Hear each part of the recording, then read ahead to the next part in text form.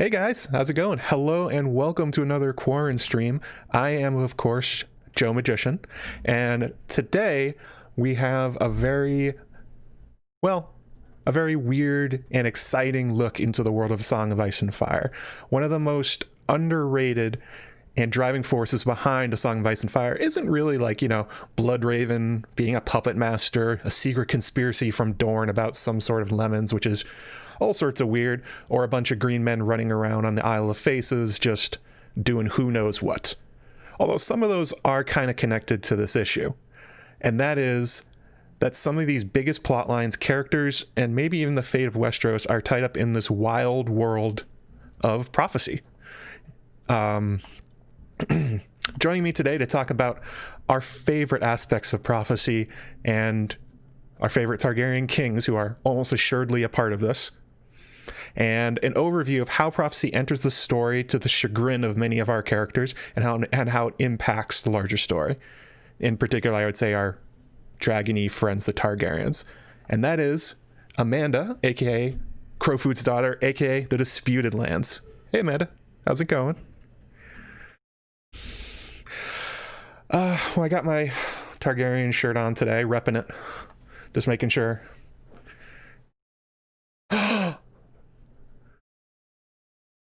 The Song of Ice and Fire. Oh my god. Didn't plan this.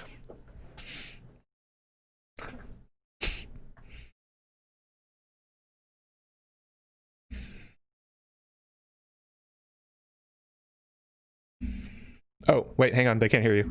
Whoops. No, that's my fault. So audio. All right, give it a shot. Start talking. Oh, there you go. Okay. That should be it. So we're there. Hey guys. So sorry. No, that's fine. So my name's Amanda. I go by Crowfood's daughter, and I do have a YouTube channel where I talk about a lot of things, mostly Ironborn things and strange and weird things throughout the series that might be considered maybe ancient or magical and mysterious. So anyway, thanks for having me, Matt. I love this topic, and it's something that I've actually been working on recently. So I'm pretty excited to be a part of it today. Yeah, you put out that recent video talking about kind of the merging of the different prophecies, where they kind of intersect, where they go apart, which characters are linking them together. It's a really good video. I linked it down in the description. I'm just going to go ahead and grab the link real fast and drop it in the chat too. I just tried to type Amanda into YouTube search. Like that would come up with what I was looking for. I just tried to do that. The war continues. Yeah, unfortunately, about 10% of the women my age, or around my age, were named Amanda. Mm-hmm. So not really gonna work. Yeah, that's not gonna work. There we go. I dropped it in the chat. Yeah. We've also worked on this before. We talked about my Pyres in Blood, which has since been renamed to What Causes Targaryen Madness. You worked on it at the same time as your Baelor the Blessed video. Mm-hmm. And that will come up later in the stream. It's, this is something the two of us are pretty passionate about, and that we've put probably way, way, way too much time into thinking about, I would say. Yeah, absolutely.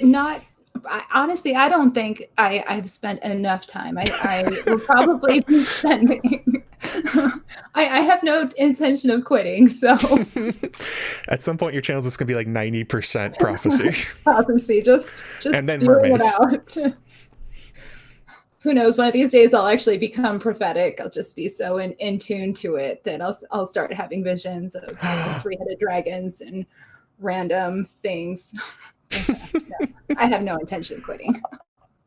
Never gonna happen. Just way more prophecy content coming. Way more. Let's see here. So in the past streams, I put it at 150 likes to make me put on a funny hat. I think this time for Amanda, we're gonna bump that number up. 175 likes, and I'll put on a funny hat. Okay. Nice. There is a Germ hat on the way that has not arrived with a turtle pin, because Weren't you the one that donated for that last time? You're like, Matt, go buy a turtle pin. Yes, that was me. Did it come in? Did you say it hasn't? It has not come in yet. Amazon's a liar. Amazon's a dirty liar. They are dirty liars. No, you'll have it by Thursday. I'm like, I will. Oh no, definitely not. But like, we told you you would. That's funny. You know what? I bought my mother a Mother's Day present, and it came a month late from Amazon. Mm-hmm. And it was very disappointing because it was chocolates, and I was, they were chocolates from Germany, so I guess I could see how it took longer than expected. But anyway, I was just totally concerned that they would be completely melted, and I felt so bad because my mother didn't get her Mother's Day present for like a month later. But everything was fine. It worked out, and so hopefully your turtle pin will work out too. That is exactly as tragic as me not getting my turtle pin. Exactly the same. So I thought there's a lot of quotes out of George about prophecy in his story. He's given direct ones where people ask him about it, but there's one that he included in the text that you wanted to read for us. So why don't you go ahead, Amanda? Why don't you give us the overview of how George wants you to think about prophecy in his story in his classic way? Yes. So, okay. The quote states, Gorgon of Old Gis once wrote that prophecy is like a treacherous woman.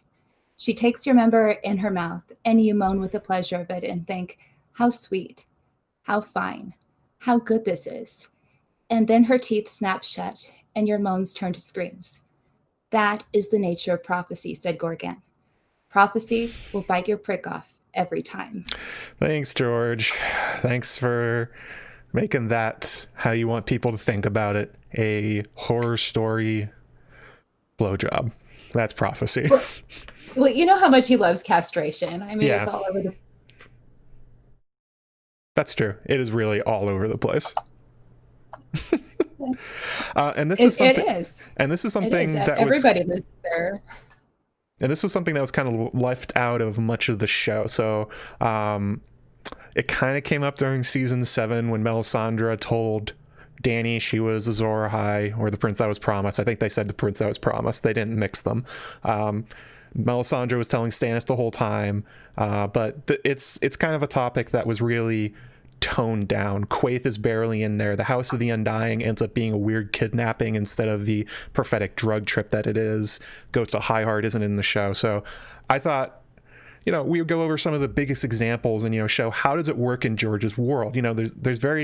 There's many different forms and ways that prophecy kind of peeks their head into A Song of Ice and Fire. It's kind of like an ever-present needling of characters and plot lines, and it's something that's sort of lurking behind the curtain on so many of these characters and plot lines that we love. And some of the biggest ones are even trying to make the prophecy happen or understand what it means, much to their very much their own detriment. Like you said with the quote from Gorgon of Gis, following this stuff almost always is a Punisher mechanic on his characters. There's nobody happy they did this. Everyone's like, well, shit, that sucked. Yeah, absolutely. Yeah, and there's prophecy comes in a few forms. One of the things that we've talked about in the past is dragon dreams and just prophetic dreams in general. The Ghost of Highheart, she receives very, very accurate prophetic dreams, and she receives them more so through the weirwood net and through the trees and through the old gods than through whatever magic is lying beneath dragon dreams. But we see it throughout the Targaryen dynasty. You talk about Daeron in your Aemon the Dreamer video. We have a lot of very, very accurate, very prophetic dreamers within the series, the most famous of which is probably going to be Daenys the Dreamer, who, throughout Targaryen history, she was the one that prophesied the doom of Valyria and had eventually saved House Targaryen.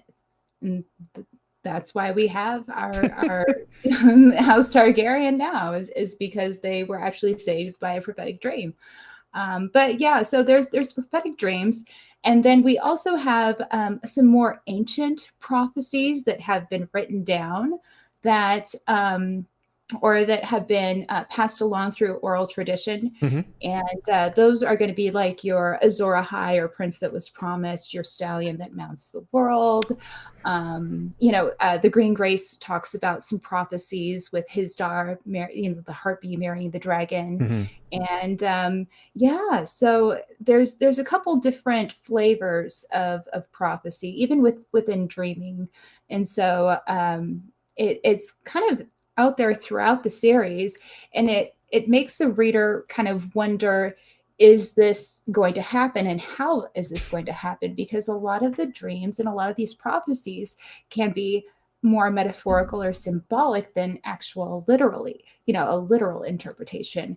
And so that's why we have all these people that have theories of who's going to be Azor Ahai, is because you can take almost anything and make it into a metaphor. Yeah. And so they're so uncertain. Like the way George literally writes them is so that he can use them for anything. Every time someone asks him, like, well, does this character fit that prophecy? Is this what that means? And he's like, he gives his classic, keep reading. And you look all across YouTube, look all across Reddit, anywhere you want to find it, there is somebody with a theory about how Azor Ahai is some character and how they can make it fit. And I think it's kind of a funny meta commentary, because that's literally happening in the story. Like Melisandre, Bonero, there's schisms even within the faith, the lore about what this even means. Everybody's trying to find these characters, trying to make these myths come true, to understand what the true interpretation should be. And it's like everybody's going wild with it. Like Dany and Jorah even have a conversation after the House of the Undying where they go through it like they were two YouTube theorists. They're like, well, maybe this means that, maybe that means this. And it's like, okay, so that's what we're doing. Oh, absolutely. And especially, with the House of the Undying, with the three, betrayals or the treacheries, is this one of them? Is this one of them? Yeah. And we were talking in a conversation about how, some of those prophecies might have been used in a more utilitarian way to sow discourse into Daenerys herself and her subconscious. Do you remember that conversation? I don't know. You were talking about how the Undying might have been trying. Oh, yes. How you can't really trust these things. How even all the characters sort of take them at face value. It's like, well, these things exist, therefore they are good. And it's not enough characters really taking into account like why you're being told it, and by who, and what their reason for doing so is, especially when it's a known fact in this world that like you whisper somebody prophecy and it like absolutely destroys their world. And the Undying specifically are telling Daenerys the prophecies about herself and what she's going to be in the world, as they are trying to trap her in order to drain her like some kind of weird magical battery. Exactly. And and one of the things that I think that we don't take into consideration enough is that the Undying, one of the things that I think, one of the reasons why the Undying was trying to trap or possibly kill her, drain her, do whatever they were to her. If you're an Undying one and you have complete access to all kinds of prophetic knowledge and knowledge in general, especially with prophecy and Shade of the Evening, chances are if somebody's about to destroy you, you've probably seen it coming already. And so the Undying probably knew that Daenerys was going to destroy her. So whenever they did what they were doing, it was probably preventative, attempting to prevent their destruction in general. So where you can't escape your own fate, basically. But anyway. So not only do the prophecies lie, the people telling them lie too, all the time. Exactly. Or they might withhold information. And I think that Melisandre, has Melisandre withheld information from her? Yes. We see it in her POV chapter. I was on Rio Westeros, I think like a month ago, we were talking about this, and she does see things that she refuses to communicate to Stannis or Jon because she fears their reaction to it. That's right. Like her seeing Jon Snow in the flames. It's been confirmed in the World of Ice and Fire app that when she searches for Azor Ahai, she actually sees Jon's face, but she refuses to believe it. Mhm. So she doesn't share it with anybody. But yeah, and so absolutely, prophecy within the series can be a very, very sticky subject. There's all kinds of unreliable narrators, and there's also a lot of people who have ulterior motives. So to kind of separate the wheat from the chaff as far as what is important, what do we need to know, and are we getting everything that we should regarding that? So I think in that vein, let's go to the biggest prophecy, the one that literally everybody's chasing. Nobody's gotten it right. The thing that you talked about in your latest video, Azor Ahai / the prince that was promised / the dragon has 3 heads. These are presented in the story sometimes as separate, sometimes the same. You made the argument in your video that they actually are one and the same, basically. That well, you can just explain it. Go ahead. Sure. Well, so so let's start from the top. So there is the Azor Ahai prophecy, and Melisandre and Maester Aemon, they both use the term the prince that was promised and Azor Ahai pretty much interchangeably. In the World of Ice and Fire, it states that the word Azor Ahai, the name Azor Ahai, is actually specific to the religion of R'hllor. So Melisandre uses the term that her religion prefers, which is Azor Ahai, while Maester Aemon actually uses the prince that was promised. And because Maester Aemon uses that, a lot of people believe that it might be Valerian in origin. It might not. It's possible that they are both just different epithets of the same prophecy. But we're not really 100% sure because we're not given enough information regarding the subject. But when you look at Maester Aemon's comments, actually, let me go back. So the main arguments for the people who believe that the prince that was promised is a separate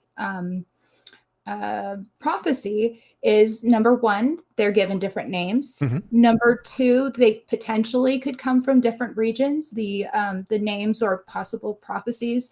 And number three, the Azor Ahai prophecy doesn't make sense. So it just doesn't. Yeah. And so when they take a look at the two, even though they're used interchangeably, they say, oh, well, if that is different, then that would make sense because one could be Jon and one could be Dany. And that would basically rationalize our two very strong contenders for Azor Ahai. However, they are used interchangeably.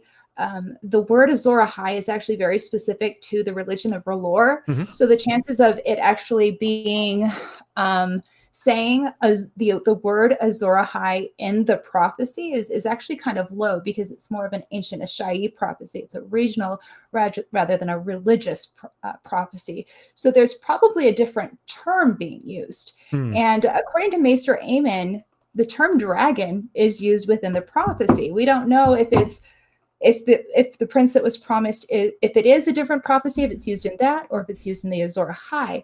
But chances are, if Azor Ahai is specific to the religion of R'hllor, then a different term is being used. Mm-hmm. And if you, there is one mention, I think it's in the World of Fire, how it describes the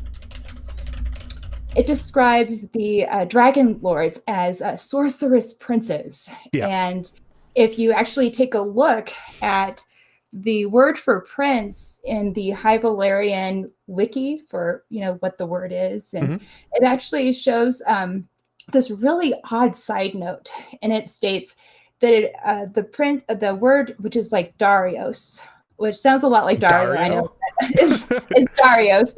Oh God. Anyway, this is going to spur off like 20 different theories, but Dario's the prince. Dario Ahai. Oh my God. Yes.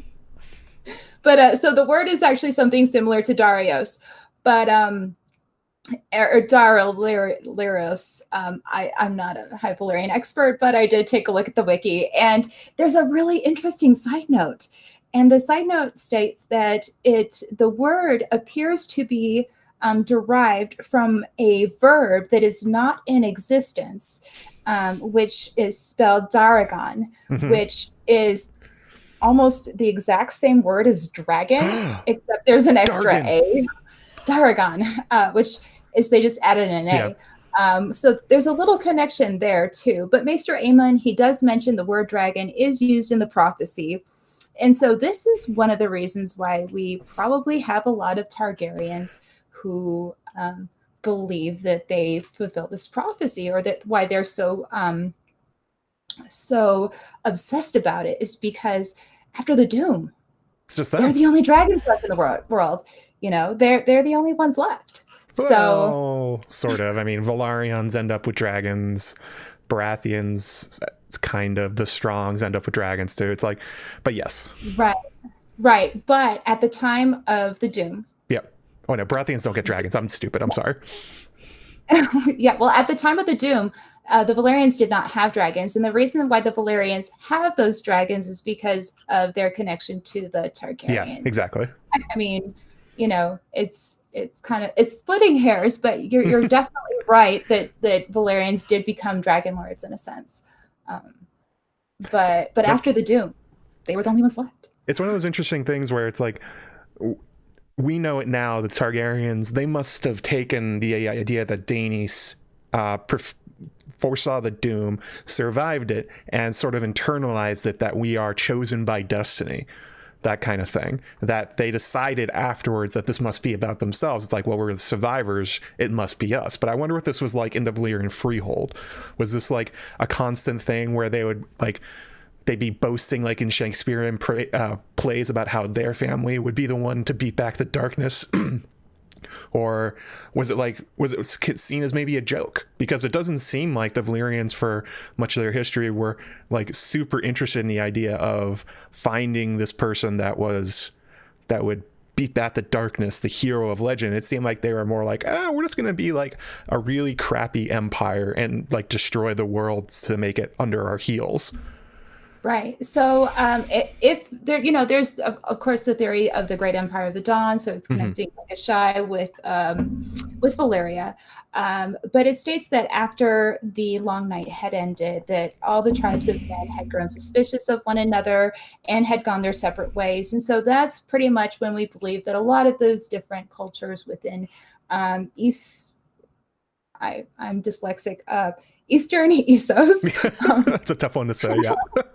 East, west, left, right. Okay, anyway, so within Eastern Essos, you know, so like the Jogosnai, all of those different cultures probably left and went their separate ways. And that's probably the same time that the Valerians did as well.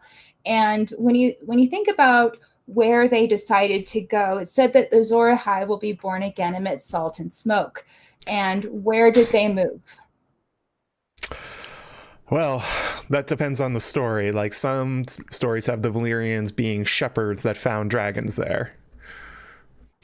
I'm going to do a video on that, by the way. And then there's other stories like we're going to talk about Barth later. He's like, well, they just made dragons using genetic breeding essentially. And there's other stories that they got them from Ashai. It's like, who really knows? Right. No, I do actually believe that they were shepherds. Oh, interesting. Okay. Yes, I do. If you take a look at, I believe that the Valerians were more of an unintended consequence. They were used probably to help create dragons. But if you take a look at the only shepherding society that we have in the series, it's introduced like right in the Game of Thrones. It may actually be instructive as to how the Valerians were originally. What the Lazarene are might be actually a tool in a sense, because they are originally enslaved. And anyway, if Valerians were used possibly for that kind of magic, and you see what happened to Rhea, would you want to do that to like your brother or your sister or your neighbor. No, You and know, there's hints of that. And you look in yeah, like the region known as Mantaris on the northern side of Valyria. There's lots of stories, and it continues to this day, that the Mantarans end up with tons of genetic abnormalities, like Melis the monstrous style, like extra heads, like bent and twisted. At a much higher rate than everyone else, and that kind of tracks with what the Valerians did with the rest of their empire. They tended to sort of take cities or regions and turn them into like labs to make these things. Like Lys was where they got it's known for, in particular, the slavery part, that they would make what is known as bed slaves. They would make sex workers, essentially, in a very, very terrible way. You have Marine. They were largely used for making slaves that were good in the arena, all that other kind of things. And it seems like they did the same thing to Mantaris. You also hear about it down in the Basilisk Isles, all this other weird stuff where what's the right word? They made colonies specifically for weird shit like this. absolutely. And so when I take a look at where the Valerians actually went, they went to a place of smoke and salt. Mm-hmm. And if you take a look at some possible elements of the Azor Ahai prophecy, it said that king's blood is, used to wake the dragon. We don't know where it's from. I suspect, since it's very, very specific to the Azor Ahai prophecy, it might be there. And then when we look at the freehold, they don't have any kings. They actually are a society that is more of a general rule of several ruling families. So they don't have kings, and because they don't have kings, they don't actually have any princes either. And so, in a way, they may be possibly fearful of that prophecy, and they may actually try to be fearful of the upcoming apocalypse. But knowing that it could be occurring, that might be why they had chosen Valyria specifically, because it definitely, just like Dragonstone, Melisandre is just like, that's the place of smoke and salt, is this volcanic island, that's smoke and salt. So Valyria, Dragonstone is like a very, very, very miniature Valyria. That says very, very, a tiny part that nobody had before, and the Targaryens were like ours, and everyone was like, sure, I guess it sucks. So they did kind of go to a place of smoke and salt, and there's actually theories with Euron being Azor Ahai, and they actually talk about how Valyria could be, in a sense, a place of smoke and salt. And so when I take a look at where the Valerians actually settled, it's interesting in that respect. And it's also interesting how they set up their government with no kings, and a ruling class that doesn't have that type of royalty as well. Emperors, though, they did sometimes have emperors. Apparently, Emperor Orion, for instance, after the fall of Valyria. And it actually gets to another one of the historical prophecies we know about, and that is this very strange one that Septon Barth mentions about the gold of Casterly Rock in Valyria. Such a strange plant for George to put in. I have the quote here. It says, "The wealth of the Westerlands was matched in ancient times with the hunger of the freehold of Valyria for precious metals. Yet there seems no evidence that the Dragon Lords ever made contact with the Lords of the Rock, Casterly, or Lannister. Septon Barth speculated on the matter." By the way, Septon Barth knows everything. He's like George's little I'm going to go ahead and introduce some truths into this. Well, that's how I see him anyway. Referring to the Valyrian text that has since been lost, suggesting that the freehold sorcerers foretold that the gold of Casterly Rock would destroy them. So even though we're talking about did Valyria even care about that kind of prophecy, apparently they did. They took prophecy seriously. They avoided entirely this giant gold mine full of guys running around with swords who they easily could have probably burned out of their own rock if they wanted to with their dragons, and said, we're going nowhere near these guys. Absolutely. And there are a lot of really good theories that suggest that prophecy probably did occur, that it actually came to fruition. There's, of course, the very, very famous theory by Lord Too Fat to Sit a Horse on Westeros.org, and he kind of spurted off. It was shortly after the World Book came out, and everybody was talking about this really bizarre prophecy about the gold of Casterly Rock and how this could possibly be connected. And once you start putting everything together, it actually makes a lot of sense. So, there's, of course, the sword Bright Roar that the Lannisters did actually paid a mountain of gold for. They paid a mountain of gold for. And the Faceless Men talk about how they actually gave the gift to the masters in the end. So there's a pretty good theory that the money used to purchase Bright Roar was used to also purchase the services of a faceless man.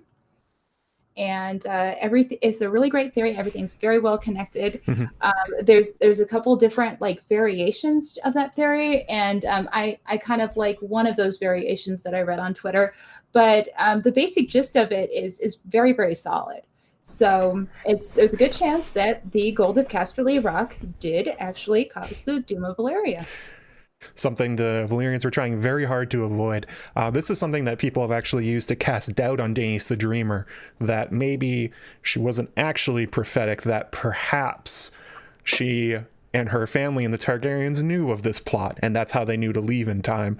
Although that kind of goes against the idea of signs importance, which we'll talk about later, the Book of Her Dreams, which seems to be wildly prophetic from what we're told about it. So I mean, there has to be some amount of practicality to it, but I wouldn't be surprised if both are true, that there was a practical reason that the Valerians or somebody called out a hit on Valyria, but also Daenys saw it. Like that is there's also this idea that Bookshelf Stud has put forward in the past, talking about ripples in the dreamscape.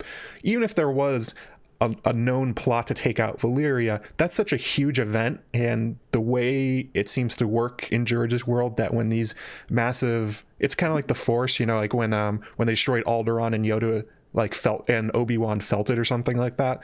It seems to be that kind of thing. The doom of Valyria would be such a huge event that people who are tuned into it probably would have saw it coming, even if they don't know the details. Like they can be parallel ideas, basically. Absolutely. And one of the things that the Doom of Valyria actually produced was the tale of Daenys the Dreamer and the legacy of the Targaryen dynasty. And it stated that Daenys the Dreamer had a vision that the Valyria was going to be destroyed. And so she let her father know, it was Aenar Targaryen. And this is how the Targaryens were able to survive the doom. They actually moved to Dragonstone, and her family, and who's it, Arion, the Dragon Lord, over in, where was it? Cohort. It was Cohort. Yeah, and then disappeared into the forest, never to be seen again. Well, no, he went through the forest, then went to the Smoking Sea and disappeared. Well, it stated that he gathered an army in Cohort. Hard to pronounce. Cohort. He gathered an army in Cohort, and they marched down, and they were never seen again. So we're not 100% sure at what point, from start to finish, where they were lost, but they tried to go there and they were never found. An entire army. It's hard to lose 40,000 dudes in the middle of Essos. Like I know, right? Even the destruction that the Dothraki put across all of what's known as the Dothraki Sea, which used to be kingdoms and like merchant republics and that kind of thing. There's still, like, you could still find skeletons all over the place. Dany sees some when she's crossing the Red Waste. It's like these guys just up and vanished, like they went into the Bermuda Triangle or something. Their horses, their armor, everything. Their wagons. I'm sure they had wagons and other details, and just everything just gone. But it is said that Valyria is cursed and that no man is able to set eyes on it and live. So it's possible the curse of Valyria got Arianne the Dragon Rider. Bummer. Sucks for you, Orion. You didn't get to be Emperor of Valyria, which there wasn't even Valyria left. So good luck with that one. There's one other written prophecy that is one that I've always thought is so odd, and it doesn't really fit much, especially because it concerns the faith of the Seven. In George's world, all these religions seem to have maybe some kind of backing to them, where there is magic, you can use it, but the faith of the Seven seems to be the one that has none, where it seems to be like almost wholly a construct of just people believing in higher powers without much reason to. And this one comes about with the High Septon and Aegon the Dragon. I got the quote here. "The realm is full of kings. For the faith to exalt one above the rest, we must be certain. 300 years ago, when Aegon the Dragon landed beneath this very hill, the High Septon locked himself within the starry sept of Old Town and prayed for 7 days and 7 nights, taking no nourishment but bread and water." Also, by the way, connection to Baelor. He's basically pulling a Baelor here. When he emerged, he announced the faith would not oppose Aegon and his sisters, for the crone had lifted up her lamp to show him what lay ahead. If Old Town took up arms against the dragon, Old Town would burn, and the High Tower and the Citadel and the Starry Sept would be cast down and destroyed. Lord Hightower was a godly man. When he heard the prophecy, he kept his strength at home and opened his gates to Aegon when he came. What the hell? What is this one? What do you think about it? Well, part of it's just like very practical. It's like, well, Aegon and his sisters landed. They're going to destroy everybody. Everybody knows the stories of Valyria. Like, definitely the Citadel would know the stories of Valyria and how it destroyed Essos and everybody they came against. So it's like, well, we don't really want to be absolutely rocked in the same way that, you know, that they did to the Rhoynar, that they did to the Andals that came before them. And there's like kind of, obviously the Andals came west fleeing the Valyrians. That's why they ended up fighting the First Men. They were pushed west by the Dragon Lords. So it's like, it doesn't have to be prophetic. This is just like good advice. Don't fight the dragons. But it's also weird that if it's like, why not just present it as a good idea? Why is the faith and the High Septon and Old Town presenting this as a sign from the Seven that they should not fight? It's so very strange. Yeah, I this is one of those ones where I really do believe that it was the High Septon, correct? Yeah. Mm-hmm. Yeah. And am I also correct that the High Septon was also related to Lord Hightower at that time? I do not remember that part. Well, regardless of that, this is one of those pieces of information and historic pieces that I believe is completely false, like a false prophecy. I do. I believe because at that time, Aegon had already conquered a large swath of Aegon and his sisters had already conquered a large swath of Westeros at that time. They had huge dragons, and you know, do you want to oppose that? No. That's the question. like, do you want to oppose that? And so I think that the High Septon used his faith and his religion, and maybe he did see a vision, but after so many days of no food and your subconscious telling you that you don't want to burn to death, you know, like I think that ultimately he probably used his religion and his position in order to kind of influence others into telling them that this is a god, you know, something that their gods or their god has basically directed them to do. And that way, and it worked, it saved them, you know, but good idea. I'm a little bit skeptical that he actually did see a vision. It's possible that he did, but he had a really, really good motive for saying what he did. Yeah. So, it's just like logical. Don't fight Aegon the dragon. Everybody learned that one the hard way. Exactly. So, so I do believe that this is one of those things where it's like the unreliable narrator. So people are being told what they want to hear and not necessarily what he might or might not have seen. And ultimately it did work. And either case, if it was a vision that he did receive, that's great, and it worked, and they were saved. If he was working solely on his own desires and wishes and used his faith as part of that, it worked as well. But I'm just pretty skeptical because Aegon was about to burn them all. Yeah. So. Although it does end up being used sort of as the starting point for the faith opposing Aegon on the grounds of their religion, where they turn it into the no incest, the no multiple wives, that they are abominations by the faith of the Seven. Like, you can sort of see that in here, where they're positioning themselves already as not just like, oh, we don't want to lose our wealth and power to Aegon as he burns us alive. He's putting it as like, by the way, the faith of the Seven are not fans of these guys. Absolutely. And one of those things with the Hightowers, just historically, ever since the Sea Lion and the Hightowers actually came into the Reach, the Hightowers themselves have kind of taken a more neutral stance towards war. And so you will actually see a little bit of a pattern with the Hightowers not always getting into the warlike politics of things and just trying to keep trade open. And that was actually one of the reasons why the Sea Lion kind of made that deal with the Reach, is to take more of a neutral stance so that they can not worry about what's beyond their gates and worry about what's beyond the shores as far as trade is concerned. Definitely. So they've historically been a little bit of not as eager to go to battle.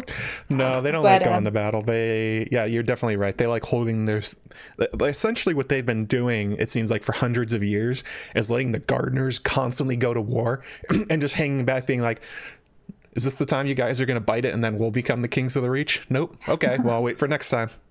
Like, every time the gardeners march somewhere else, the Hightowers are just sitting there going like, okay, maybe. Absolutely. So that's more the historical look at the myths and legends. As I said, you have some very good videos talking about that more in depth. Another form that we see with prophecy in the story is the Dreamers and Seen in Flames. So this is where you get Bran, this is where you get Jojen Reed, Jaime Lannister, Jon maybe, Tyrion maybe, definitely Melisandre. These are characters who are receiving very strange dreams or seeing things in the flames, even Stannis kind of, that seem to come true, just like almost never how they think. And some of these are obviously magical characters: Melisandre, Bran, Jojen, Daenerys even. And some of these are not. Like, Jaime is not considered a magical character, but he seemed to get these very strange, odd, prophetic dreams from leaning against a weirwood. Jon obviously is a character steeped in magic, but his dreams of standing on the wall and fighting the others, and his dreams of going down into the crypts, and what that means for his future as he ends up, dying temporarily, I guess. People are split on Tyrion's dreams. Are they dragon dreams? Is it just like fantasies he's making up for himself? You can sort of include Daeron the Drunkard in this. These are the active ones. These are the ones that are coming in hot. And George kind of just layers them throughout. And with those other ones we were talking about, there's a lot of historical credence to them. Like, if you're talking about Azor Ahai and the Prince That Was Promised, and even like the Lannister Gold and Valyria, well, those come with like generations of people believing them and trying to make them come true. This is more the raw form of these, how characters experience them and how they interact with them. Absolutely. So Morley put a message that she just sent a PayPal donation. Oh, okay. Hang on, let me check that. Yes. Well, thank you, Maura. Oh, I see it. I forgot I put that up there. That was from the stream a few weeks ago. $50 from Maura Lee. It's very, very generous, Maura. Thank you. For you and Amanda, just a show of love and support for all the excellent content. Joe, love both in your Amanda's channels. You both rock. Okay. Awesome. Yeah, I can see it. Thank you. Thank you very much.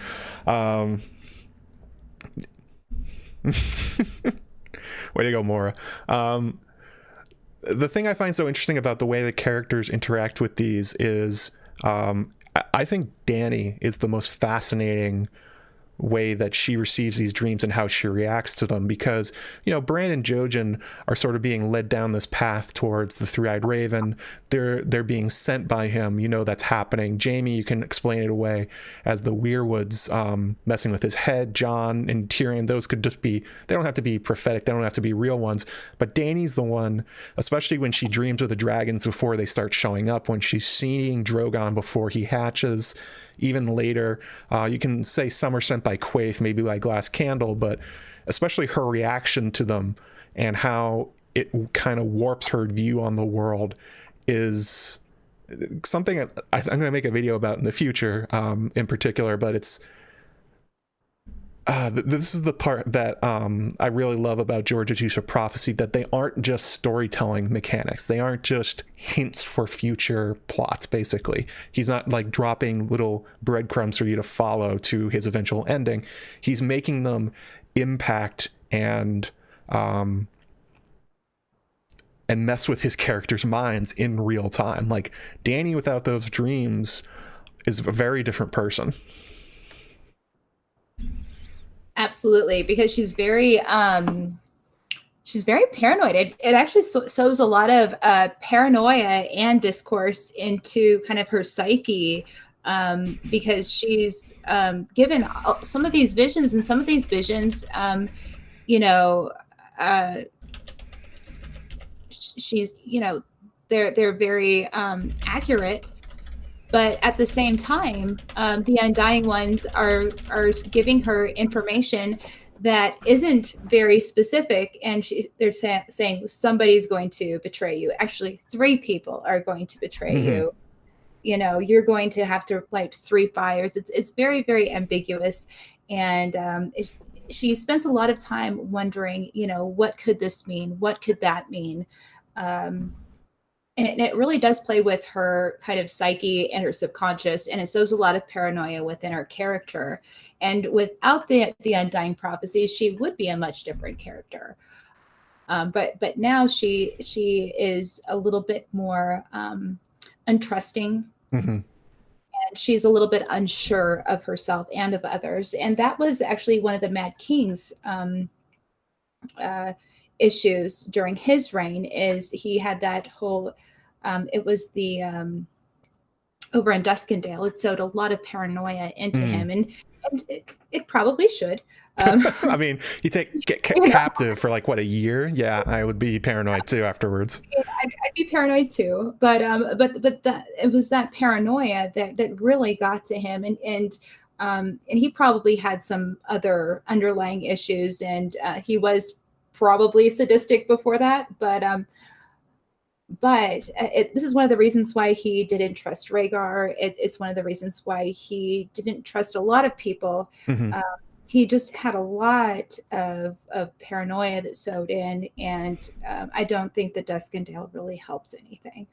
So people in the chat are talking about Cersei in this light, and there's evidence that she was already a sadistic and mean. She was cruel to Tyrion from the day she was born, but from the day he was born, but also the inclusion of the Maggy the Frog prophecies about how she would not marry the prince, she would marry the king and the golden shrouds, and the younger, more beautiful queen that will cast her down, has really pushed forward what was already underlying. Like, some people have actually said they don't like the Maggy the Frog prophecies because it sort of tries to give reason to why Cersei is the way she is. It's like, like kind of George backfilling that. It's like, why is she like this? Well, Maggie the Frog, well, it's like, no, she was like this beforehand. But it is very much an idea that is true for a lot of characters, that when they see these things, they never forget them, unfortunately. It starts small, little things come true, and they're like, wait, what if it's all true?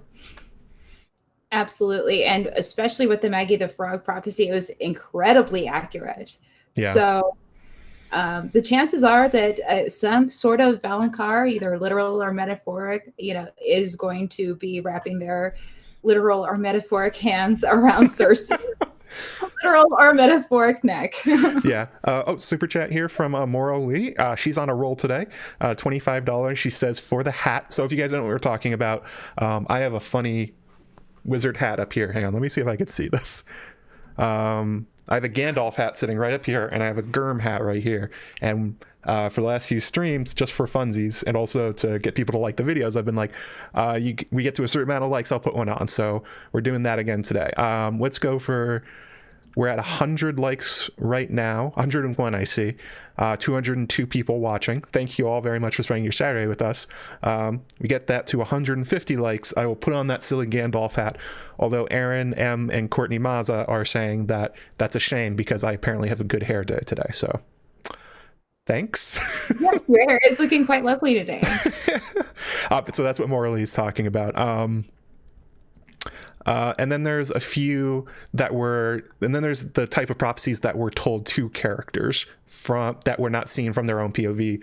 We have Mirri Maz Duur. We were talking about Daenerys. She internalizes Mirri Maz Duur throughout the rest of her story. She never stops thinking about her as a betrayal, and then thinking about the prophecy about she asked when she will see Drogo again, and Mirri says, when the sun rises in the west and sets in the east, when the seas go dry, the mountains blow in the wind like leaves, when your womb quickens again and you bear a living child, then he will return, not before.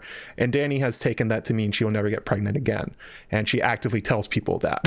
She's like, oh, it just won't happen. I got this prophecy, so it just can't. There's also the Undying, which we also talked about. Again, messing with Dany's head. Like, George is using prophecy to mess with Dany's head more than almost any other character. It is constant battering her psyche that prophetic things and magical things are trying to, like, trying to push her in ways that she probably wouldn't go on her own. Then we also, Quaithe is also a big part of this. Quaithe is a massive influence on her. People think she has a glass candle. She definitely appears in her dreams. She appears at one point in Meereen and then disappears, appears on a boat, then disappears. So she's doing something weird. Yeah, she definitely is. Let's see here. We also have Ghost of High Heart, who we talked about, with her extremely accurate prophecies. She sees like months worth of action happening when she talks to the Brotherhood Without Banners. And then there's, of course, the Children of Maekar, who seem to be kind of like the Starks and their direwolves. The Children of Maekar and Dragon Dreams and Prophecy are like tight. They are like this. They are they cannot escape it. Daeron the Drunkard obviously has the strongest power. We see it in the Hedge Knight. Literally sees the outcome of Baelor's death coming. Egg, there's a quote from Aemon when he says, my brothers dreamed of dragons, every one, and it destroyed them. We know that Daeron also saw dragons coming. He dreamed of it. Egg believes that. Aemon describes his own dreams of seeing dragons. It's unclear if those are the prophetic ones, but these are the main sources of prophecy coming at characters, I would say, that are not being seen live. So we don't actually know what like Daeron saw. We don't know what the Ghost of High Heart saw, or even like Quaithe or Mirri, but we know how they're describing it to characters. Yeah, and often with these, specifically with the Ghost of High Heart, she sees things as people as their sigils. So like the woman is a fish, she sees the Kraken, the faceless man is a man without a face, but then there's like a crow that drowned crow. Yeah, a drowned crow with seaweed. The visions that she does have for the most part are very, very metaphoric and symbolic. And you see them as they would, you would see their like sigil what represents their house or them. And so one of the things that my tinfoil is with Melisandre, because everybody wonders why Melisandre is getting all these visions of Stannis as Azor Ahai, especially if the visions Laura is giving her are at least somewhat accurate, even if she's not interpreting them that correctly. Mm-hmm. And so my tinfoil is, if Azor Ahai is actually in the prophecy a dragon, as Maester Aemon is saying, then it's possible what she's seeing is a dragon or a three-headed dragon over in Dragonstone. And so Stannis being of the blood in a sense, as Maester Aemon points out, and as Robert points out, and as Stannis even points out, they are related to the Targaryens. They do have the blood. So if Melisandre were to also see this in a more metaphoric sense and see like a dragon or a three-headed dragon over in Dragonstone, because she's very, very specific in stating that Dragonstone is the place of smoke and salt as well. If she sees that, if that's her vision, then that might explain why she interprets it as Stannis, is if she gets more of a metaphoric vision rather than an actual vision of his face. Because if, say, Dany goes and takes over Dragonstone, or she may actually be seeing a vision of possibly Dany, maybe even Jon. We're not sure, but this might actually rationalize how Melisandre is so certain that Stannis is Azor Ahai, because she may actually be seeing like a vision of a dragon or a three-headed dragon rather than his actual face. And Melisandre seems to be kind of the poster child for what not to do in George's world. When we see the ghost of Highheart and we see kind of Daeron too, Daeron is an example of how not to do it, but the ghost of Highheart does not tell the Brotherhood of Bad Banners, this means this means this is what will exactly happen. She just says the imagery, and then it's up to them to figure out what it means. The imagery is always right. Like, this is a defined thing in this world. It's absolutely true, but the interpretations are where you go super wrong. Like Daeron, his whole thing with the Hedge Knight, the reason that he even meets Dunk, the reason Dunk ends up going and meeting Egg and Baelor ends up dying, is because Daeron thought the dragon dying was him. So he was trying to run from it. And that's how he meets Dunk, et cetera, et cetera, et cetera. So by avoiding it, you make it happen. That seems to be the overwhelming problem with prophecy, is that like the only way to you kind of have to get out of its way. Basically, that's what George is telling his characters, and none of them seem to sort of get it. Absolutely. There's this when I talk about Baelor the Blessed, I have that entire video where I talk about Baelor the Blessed and prophecy. And one of the things that I discuss is there's these two parallel myths. One is of Baelor and his daughter, and another is actually of King Acrisius. I think it was Acrisius. It was Acrisius and his daughter, who eventually gave birth to Perseus. And there was a prophecy stating that that his daughter was going to become pregnant, and that the son, or his grandson, the son of his daughter, that child would one day kill him. So he locks her up so that she can't have sex, and she gets pregnant anyway. And anyway, yeah, same thing happened with the Baelor in Celtic mythology. Same thing, prophecy tried to prevent it, and it happened anyway. So what happened? So what had happened was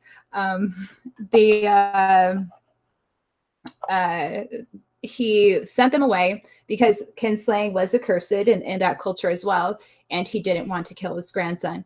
So he sent them away, and he ended up attending a tournament, like an Olympic type tournament. And I guess his grandson threw a discus and killed him. That way, when he was attending the tourney that he. And that's a constant theme in Greek myths, that the fates exist. You can ask them whatever you want. You just never should. but everyone does because they think they're smarter than fate. Not exactly true. Let's see here. Guilty Undertaker in the chat, they're talking about Dunk and Egg in the Mystery Night, and he says, as Bloodraven put it, the fool got the color wrong when he's talking about Daemon and which dragon would rise, and he's like, oh well it's Egg, but it wasn't. Daemon thought it was himself, and that seems to be the, like, even Bloodraven's attitude to it was like, Daemon, why'd you even try, man? Like, of course you were going to get it wrong. Everybody does. There's no point to it. Absolutely. But everyone does. And even we have probably the biggest person in the current story that believes in it, and his decisions about this have influenced everything afterwards. We have Rhaegar Targaryen. Wow, did he get things wrong? But maybe not. He got it wrong at first. Him and Aemon sent each other a bunch of letters because Rhaegar went into his scrolls, as Barristan calls it, read something, and then just said, I must be a warrior. And then we learn later what that actually meant was he thought he was Azor Ahai reborn. He was the prince that was promised. Then he got together with somebody, I'm assuming it was Aemon, but you never know. It may have been Marwyn, may have been reading more scrolls. He's like, okay, well, it's not me. I'm not the prince I was promised, but it'll be my kids. It'll be my son. Wait, no, I need 3 kids. It's not just 1 kid. Azor Ahai has 3 people. The dragon has 3 heads. And it's like just a list of Rhaegar going like, I think it's this. Absolutely wrong. Let me try again. Yes. Yeah. And so we don't ever know where the concept of the dragon having 3 heads comes from. Nope. It's possible it came from a dream. It's possible it comes from the Azor Ahai prophecy itself. We're never actually ever told. But one thing that we know is that Maester Aemon is aware of it, and he was obviously in conversation and in correspondence with Rhaegar. Barristan mentions it, I think, and Aemon actually mentions it, that they were in correspondence, yes. right? Aemon says they wrote to each other. Yes. And so they were in correspondence. So that was probably a discussion point that they had, trying to figure out.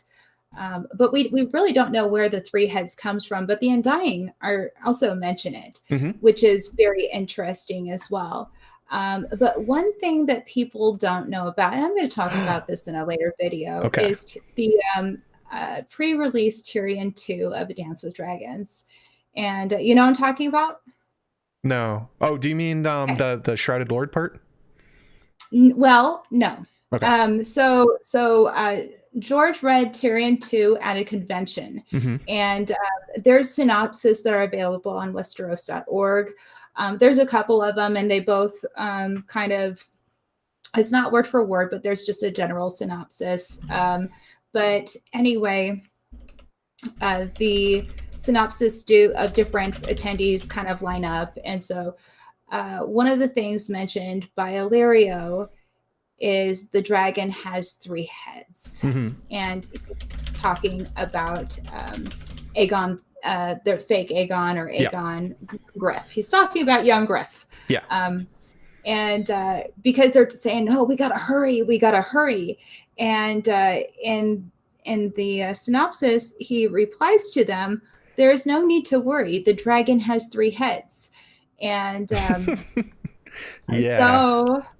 so what he's saying is that, in a sense, we don't have to worry because the prophecy is going to fulfill itself. And one of the interesting things that people are very confused about is why Illyrio gave Dany the dragon eggs. Like, did he know that she was going to hatch them?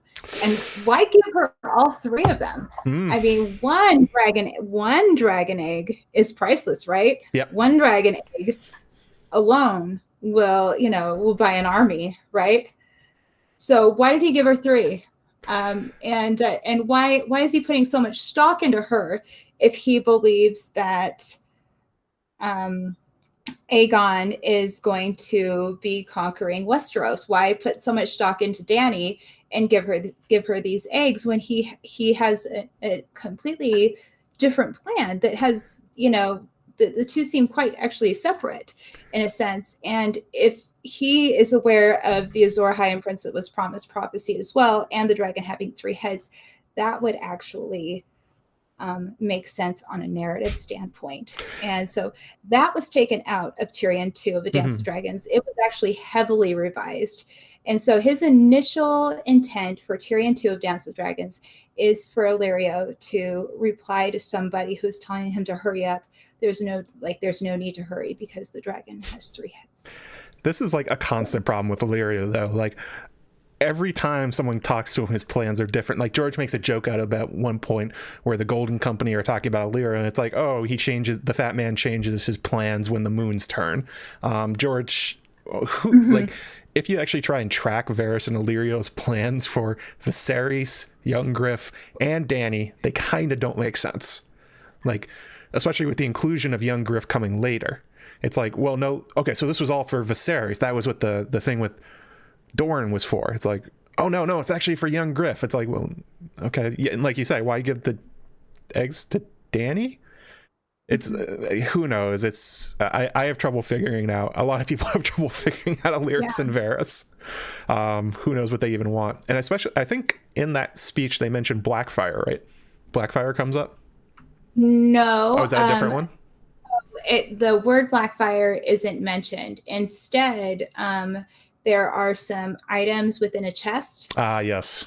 And Tyrion is like getting all like into the conversation, and so one person whispers.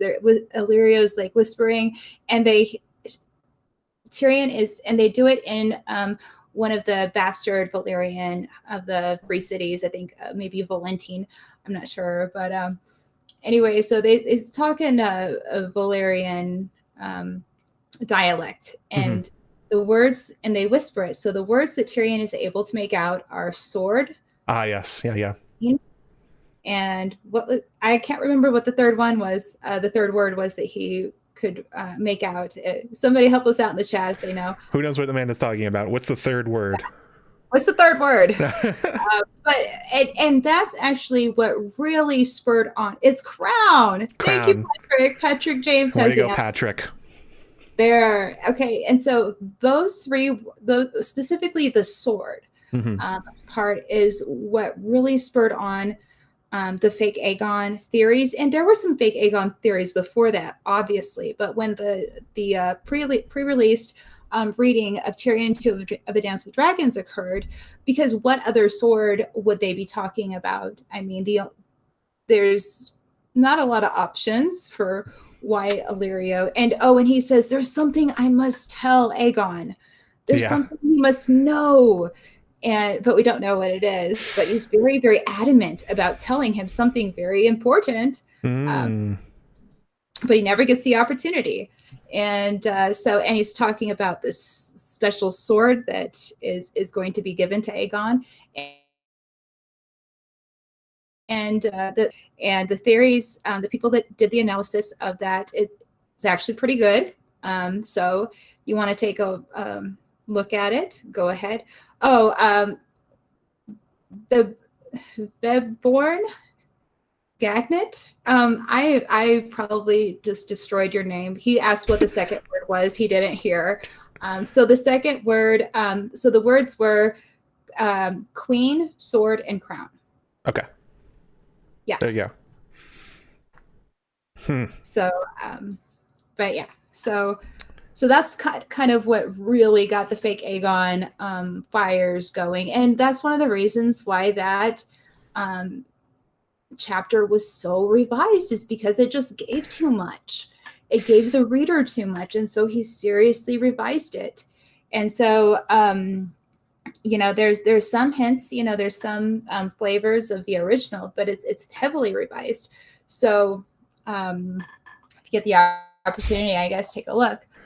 But that kind of feeds back though into the ideas of prophecy we've been talking about, is that like George does not want to give stuff away. Like it's obtuse on purpose, it's unclear on purpose, and whatever you think it will be is probably not what it will be. Like, the same way that Rhaegar and Aemon, like the smartest character currently probably alive, continually swings and whiffs at these theories. and trying to sort them out is sort of George winking at you and saying like, man, don't even try. I'll get there when I get there. It will make sense looking backwards, but you don't know what I'm going to do. And like Ray, I mean, there's no bigger example than Rhaegar. It turns out he may have accidentally created Azor Ahai after failing like 3 times in Jon Snow. Who knows if it's unclear if that was on purpose. What was he doing with Lyanna? These are all very large questions that we don't have answers to about what exactly his plans were, but it's clear that Rhaegar has a very low batting average for figuring these things out. Absolutely. Do you want to talk about why Rhaegar needed Lyanna? Because I've got some thoughts. The Pact of Ice and Fire. Well, here, go ahead and give. If you have some thoughts, I want to hear them. There are theories that Rhaegar, for some reason, was trying to fulfill the Pact of Ice and Fire, which was made between Rhaenyra and I think Cregan Stark at the time, where Prince Jaehaerys went up to Winterfell, and for his loyalty and his support in the war, it was promised that I believe they would send a Targaryen princess to marry a Stark. Never ended up happening. That's what happened, right? Yes. Although in the recent Fire and Blood, that has been upped to the point that now there are rumors that Jace married Sarah Snow, and sort of the Pact of Ice and Fire happened. But it's when we look at Rhaegar in the House of the Undying, and the visions that are being shown to Dany, it seems to be leading more to this way that Rhaegar's breakthrough, if he had one, seemed to be linking the idea of ice and fire. And he says he is the prince I was promised. He has a song. It's a song of ice and fire. He somehow put together that the Starks in the north and the Targaryens need to join. If that's what he was doing, don't know where he got it. Like maybe from the Ghost of Highheart. It seems like he was hanging out with her in Summerhall, learning songs to strum on his harp, like the sad emo boy that he is. I think that's the reason that nobody else knows what Rhaegar is talking about, because he seems to have something else. He seems to have put together something else that nobody else has, and George has kept it off the screen. Yeah. So, and that's very interesting because that's one of the very few times where you see ice and fire together in such a very, profound way. Mm-hmm. Exactly within that union itself. One of the things that I noticed when I was doing my research is there are hints of this possible special union being prophesied. We hear of the stallion that mounts the world, mm-hmm. and the reason why they go to Vaes Dothrak is because it's believed that the marriage between Dany and Khal Drogo is the fulfillment of a prophecy, mm-hmm. and that's why she has to eat the horse heart to make sure the prophecy is right. And the Dash Queen are like, yes, the prince is writing, the prophecy is fulfilled. But there's hints, and I'm trying to watch the chat while I'm doing that. Anyway, so my phone just got in the thing. I'm not trying to take a selfie or anything. Not this time. But no, and that's why I'm looking down. So there's that Dothraki prophecy, but then when Dany is in Meereen and when she's down in Meereen, she is talking with the Green Grace, and she is suggesting, I think it was Hisdar, marry Hisdar, and the prophecies, this marriage, the dragon wedding the harpy, the prophecies will be fulfilled, and your enemies will melt away like snow. Mm. And so the dragon the stallion that mounts the world is a very, people make a lot of interesting parallels to the Azor Ahai prophecy. Of course, it's like a somewhat apocalyptic, somewhat messianic, figure. And then we hear of one where the harpy weds the dragon, and the prophecies will be fulfilled. And then we have Euron, and he is discussing finding Dany because he needs to marry her. And he says, when the Kraken weds the dragon, let all the world beware. And when we take a look at Aaron's prophetic shade of the evening dream, he's talking about that comet, and he mm-hmm. is making some claims about that comet, about it being the sign and that the world shall be broken and remade. And he's making a lot of the same comments that sound very similar to what Bonero is saying. Yeah. Or a high prophecy. So he's talking about a dragon, or excuse me, he's talking about the comet. He's talking about some things that are very similar to what Bonero is saying. He's talking about the Kraken wetting the dragon. So there's possible this almost like monomythic prophecy, and maybe it's included in the Azor Ahai prophecy. We're continuously getting more information. But anyway, there's a hint that there may be something about a special union. Yeah. And so when Rhaegar sees Lyanna, it's possible that he believes that he has found whoever he needs to marry to fulfill this prophecy. So, I'm sure they loved each other too. Like, I want to be all like gushy and goopy and like, think that it was that. But I think that he looked at her. He probably looked at that weirwood sigil that she has, and possibly the direwolf. But something about her bloodline might have actually clicked, because we see prophecy about somebody the Dothraki marrying a dragon queen, the harpy and the dragon wedding. We have Euron, who's very fixated about the bleeding star, and he's talking about the Kraken wedding the dragon. So it's possible that prophecy that maybe put him over the edge in pursuing Lyanna. That's true.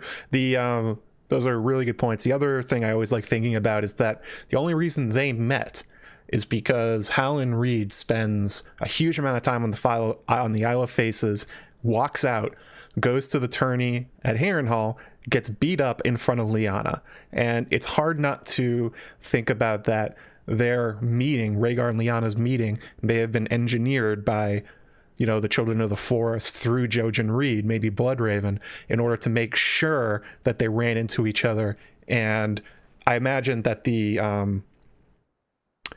their feelings for each other came before the prophetic parts, because Rhaegar and Lyanna don't run away for quite a long time afterwards. Yes. And it's said that Lyanna's attraction to Rhaegar was based around his harp playing, that he made her cry when he played. So it would be kind of funny. Well, I don't know if funny is the right word, but it would be an unusual way for the Azor Ahai prophecy to come true, where Rhaegar, who is desperately trying to make it come true, thinks it's him, thinks it's his children, and then the Children of the Forest essentially shove it at him in a way he didn't expect. And then afterwards he's like, oh, well, I figured it out. It must be Lyanna. Meanwhile, Bloodraven is rolling his eye. You gotta like flash her in front of him. Yeah, like, it's this like one. Look here.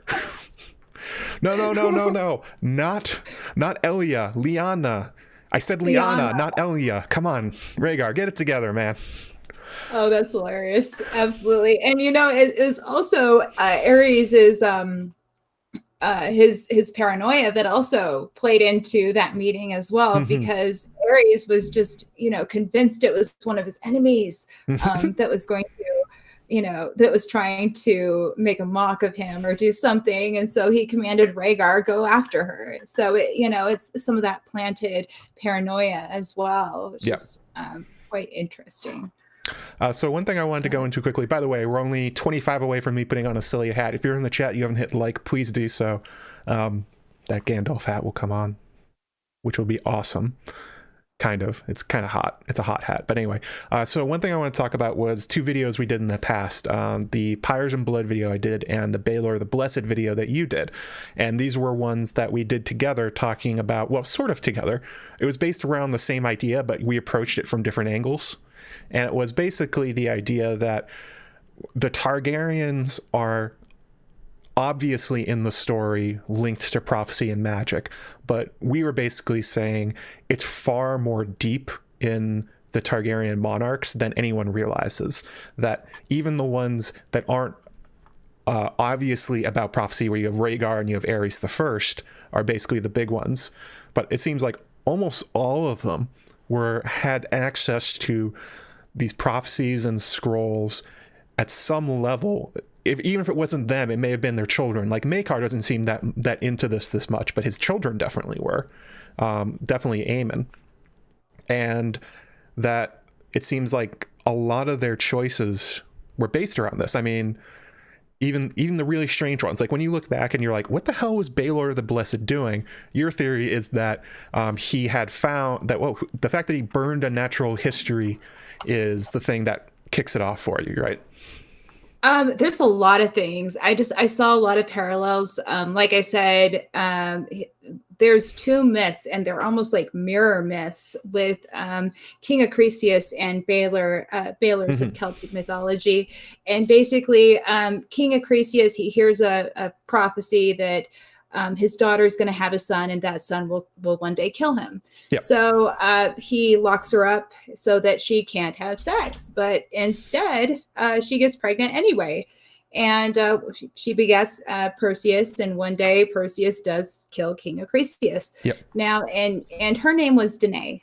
And in Celtic mythology, Baelor, same thing. He hears a prophecy, his daughter's going to have a son. So Baelor locks up his daughter.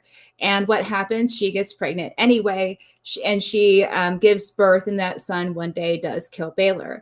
So with the story of Baelor the Blessed and the Maiden Vault, what he does is he locks up his sisters, because he doesn't want them to have sex, is what we're told. With him. And well, with anybody. He him. wants a court of beauty so that they are not tempting anybody with their beauty, so that they're not having sex. And so what happens anyway is Dana gets pregnant, even though she's locked up, and she begets Daemon Blackfire, who will one day rise up and rebel and cause, generations of, just strife and a lot of bad stuff for the Targaryen family.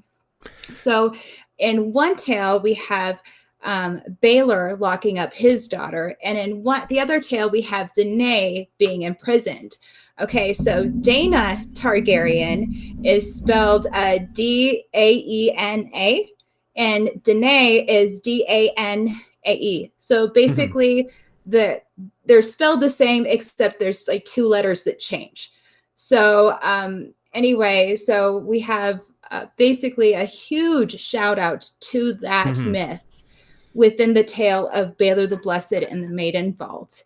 And because what happens is Dana is in prison, she gets pregnant anyway, and we have a horrible, at least for the Targaryen family, something that is for everybody, a real bad thing. Nobody's a bad thing happy happens. about Daemon's rebellion. It ended up being pretty bad.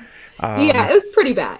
So so when I looked at that, I said, well, if Baelor heard the prophecy and King Acrisius did too, what are the chances that Baelor the Blessed acted on prophecy?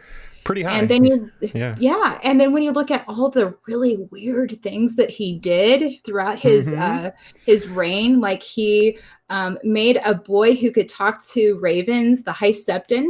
Tried to replace the ravens with doves. He tried to replace the ravens with doves. He made all the sex workers in King's Landing. He outlawed them. He did a lot of different things.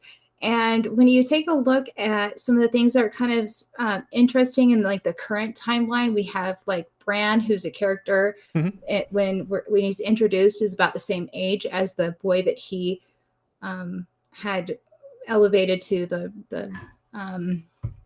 role of High Septon. For instance, he gave out bread for an entire year to every single family in King's Landing, and he emptied the coffers to do so for the Targaryens. He basically made them go broke, giving everybody bread. And then in the present timeline, you have the bread riots that were a huge thing over in King's Landing. You have a lot of different things. When you take a look at them, he might have actually been influenced by other things. He just didn't understand them. He couldn't interpret them. No, and so, a lot of swings and misses from Baelor, it seems like. And when you take a look at a natural history. A natural history is something very interesting. Maester Aemon wants it read on his deathbed. Which I always found was interesting. Like, does that mean he thinks he has it? Does he have it at one time? He asked Sam for it. It's unclear if Sam actually read him that book, but it's also a throwback to Jaehaerys the First, who did the same thing on his deathbed. He wanted a natural history read to him. So I think that he did leave a copy at the wall because he did visit the wall. Yeah. I think that he left a copy at the wall, and I do think that Septon Barth might have known about the prophecy as well, because he was kept in charge of the books and records of the Red Keep. And he would have been privy to basically all the reading materials that would be available there. And I find it interesting that Jaehaerys made, of course, Septon Barth was brilliant. Why wouldn't you? But he quickly made this guy that he found in the Red Keep, tending his books, his Hand of the King. And it's stated in the World Book that his use of certain terms have a more esoteric meaning that it means that it has a deeper meaning than what it to certain people. Like it's almost like a hidden message. And so that might be why people are asking it to be read to them on their deathbed, especially Maester Aemon, who's very, very fixated on Azor Ahai and the prince that was promised. So I'm very suspicious on what he might have known and what might have been put into that book and why these people are wanting it read on their deathbed. And when we take a look at the present timeline, Tyrion has found like a few copies of it or a few pages, and he's on his way to Dany. Yep. So Marwyn, the important parts. No, I think it's Tyrion. He read it. He mentioned that he read a couple pages. Marwyn found a couple pages from Signs the Importance. book. You're right. Signs Importance. Yeah. Yep. Mm-hmm. Different, but weird books. Yeah, different but weird books. Important books. Anybody who reads or is bookish and to, be very suspicious of them because they might know something. Yeah. And so he has read 3 pages of Dragons, Worms, and Wyverns there in Natural History, and he's on his way to Dany. And so he might be able to give Dany whatever information Aemon was trying to give Sam. That's always the. It's not just weird esoteric history. It ends up coming up in the real time. Like the thing about Baelor that I always found so strange, and when you started talking about it, it's that, let's say he did read Unnatural History, right? The full name, as you said, is Dragons, Worms, and Wyverns, the Unnatural History. That's, from the title, you think it would just be about like literally the origins of the dragons. But when you hear the way people react to reading it, like Baelor's reaction, if he had it, and since he burned it, is like, well, I'm going to lock up my sisters. And it's like, wait, how did that come up? And then you look at like the ravens and the dove thing, and that's also something Septon Barth talked about. Like, what was that doing in Unnatural History? He went to the Wall to Castle Black, and he ended up doing a lot of research there, and he said that a lot of his information came from lost books up there, basically. And it goes even weirder than that. Baelor was also trying to hatch dragons. He prayed over them. He wanted the eggs to come back, but then he's also locking up his sisters. And it's like, wait, what did you hear, Baelor? Like, what is this information you're going to? And I like thinking of it in terms of like an inversion of what happened. I think it was Jaehaerys II when the Woods Witch told him that the Azor Ahai, or the prince that was promised, would come from the line of Rhaella and Aerys. He goes, oh, well, of course, now I must marry them. It's like someone told Baelor that same thing. It's like, well, from the union of Dana and you, or one of your sisters and you, like the destruction of the Targaryens will happen. He's like, well, I got to avoid that then, lock them up. It's absolutely. It's and so strange. Aerys II, who was very, very bookish and was said to read a prophecy. Bookish. Yeah. Bookish. And he said that he spent all of his time reading prophecy, made Bloodraven his hand of the king. And Egg mentions in, I think it was the Hedge Knight. Mm-hmm. It might have been one of the other Duncan Eggs, but he says that, no, it was the Mystery Knight. But either way, Aegon mentions that Aerys read about the return of dragons in a prophecy, and that's what the Azor Ahai prophecy is about, is the return of dragons. So he was probably reading the Azor Ahai prophecy, and Aerys II refused to consummate his marriage as well. So Aerys the first, right? Aerys the first. Yep. I get them, the Aerys confused. They're both kind of nuts. They're both kind of weird. Yep. But he also refused to lay with his wife as well. And many people, say that, well, maybe he didn't like women, maybe he liked men, and that's why he didn't consummate his marriage. And that maybe that's the case. It could be. But knowing that he also read the prophecy and was very into it, I suspect that he may have been trying to guide where he believed the prince that was promised was going to be coming from. And I think that Robert from In Deep Geek is actually kind of working on that. It's the bloodline of Azor Ahai, and how we started with so many Targaryens, and it was whittled down very, very quickly.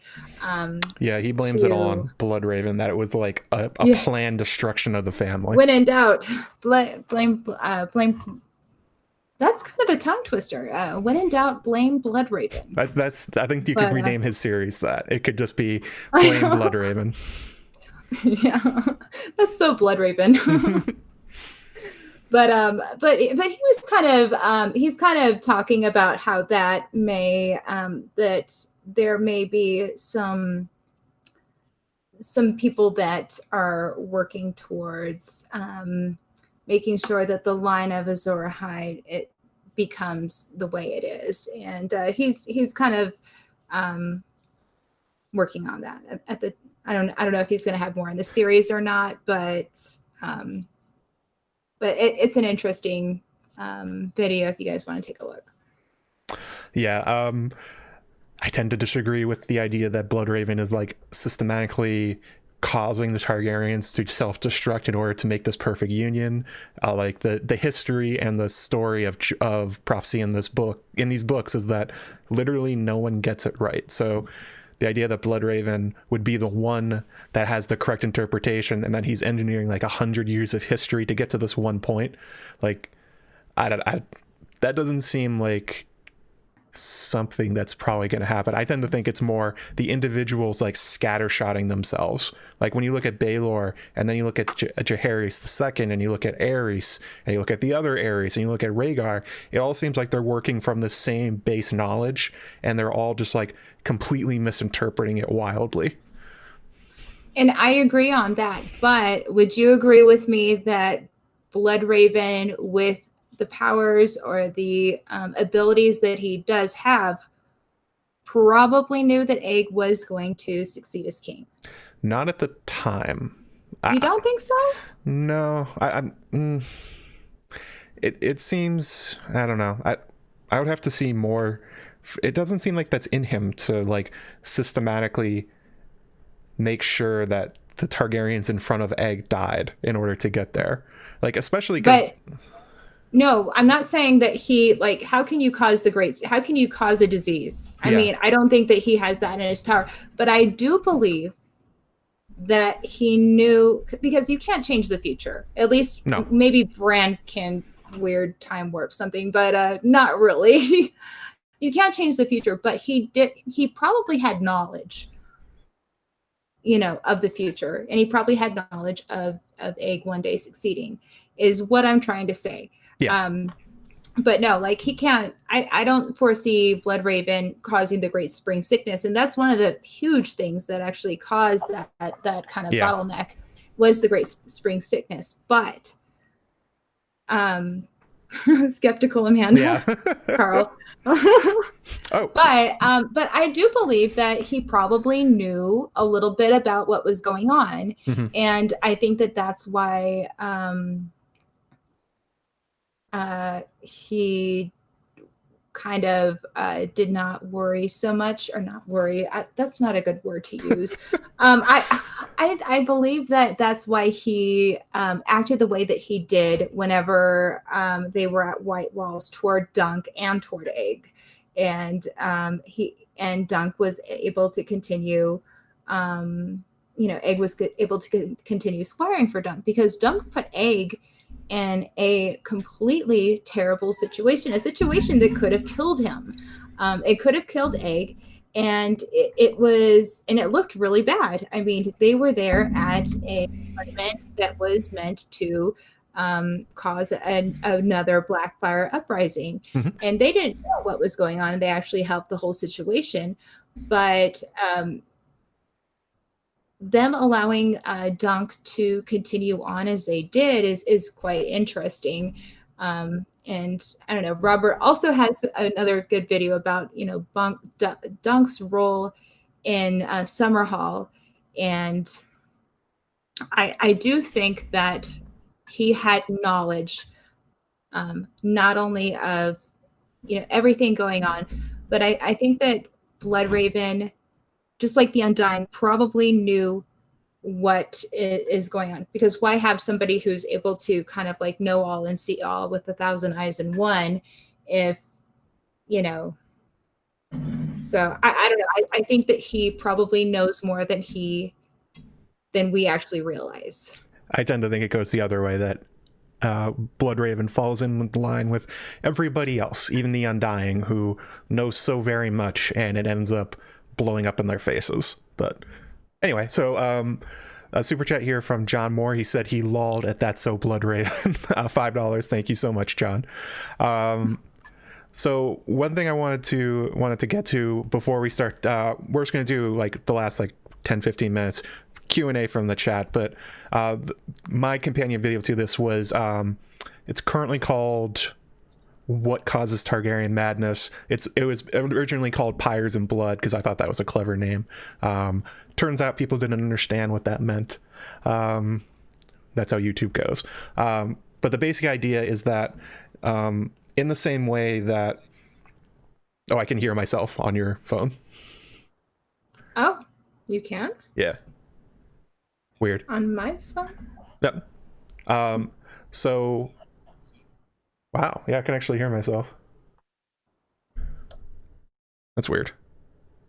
Oh, you just muted yourself?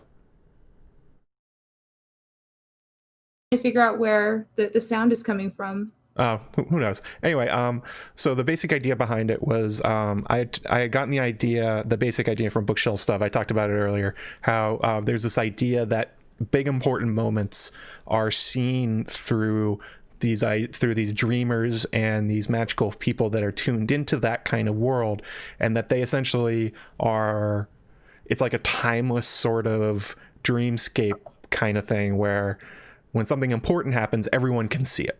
And I thought one of those big moments was probably, since George put such a huge emphasis on it, Dany bringing back the dragons.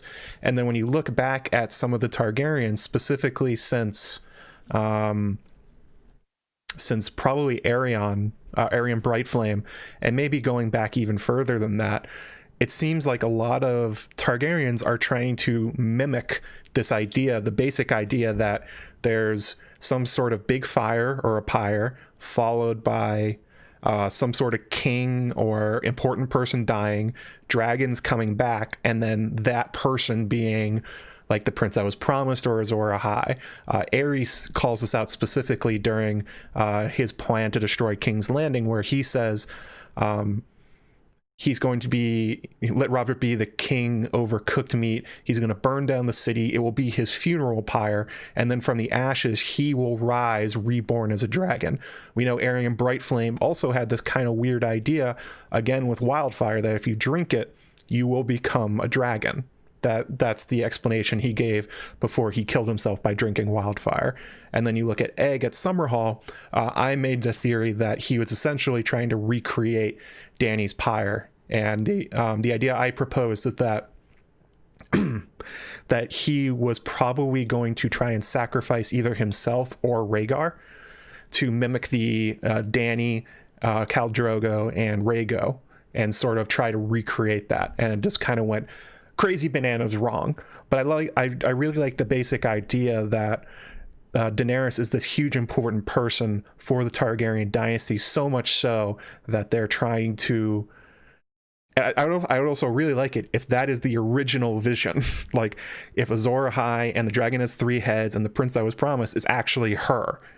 And that's the vision that for thousands of years people have been reacting to, but the details have gotten lost. And as we talked about earlier, everything's symbolic and hard to understand. And it's like, how would you interpret from like 2,000 years ago seeing Dany burning a pyre surrounded by Dothraki mate and then dragons being hatched? Like, it could go all sorts of different ways, but it seems to link back to all of them. Oh, apparently I have to put on my hat. Hang on a second.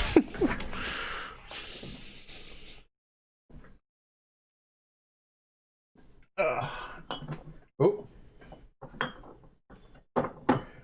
I really need to find a better spot for that because I almost just knocked over all my empty Omegang beers. All right, there we go. Hit 150 likes. I put on the silly hat. Is that good? You guys happy? You got there.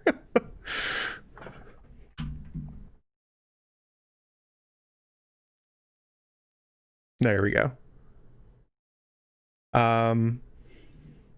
Yeah, so those were the 2 linked ones, and I think they kind of work really well together in terms of that there's this obsession for all the Targaryens trying to be what they think Daenerys is. And sometimes it's written down, sometimes it's in dreams, sometimes it's in prophecy from the old sorcerers of Valyria, but it seems to all be linking down to the same thing, that the Valerians, or at least the Targaryens, think that Dany is Azor Ahai come again, or at least when they see her, that's what they see, you know?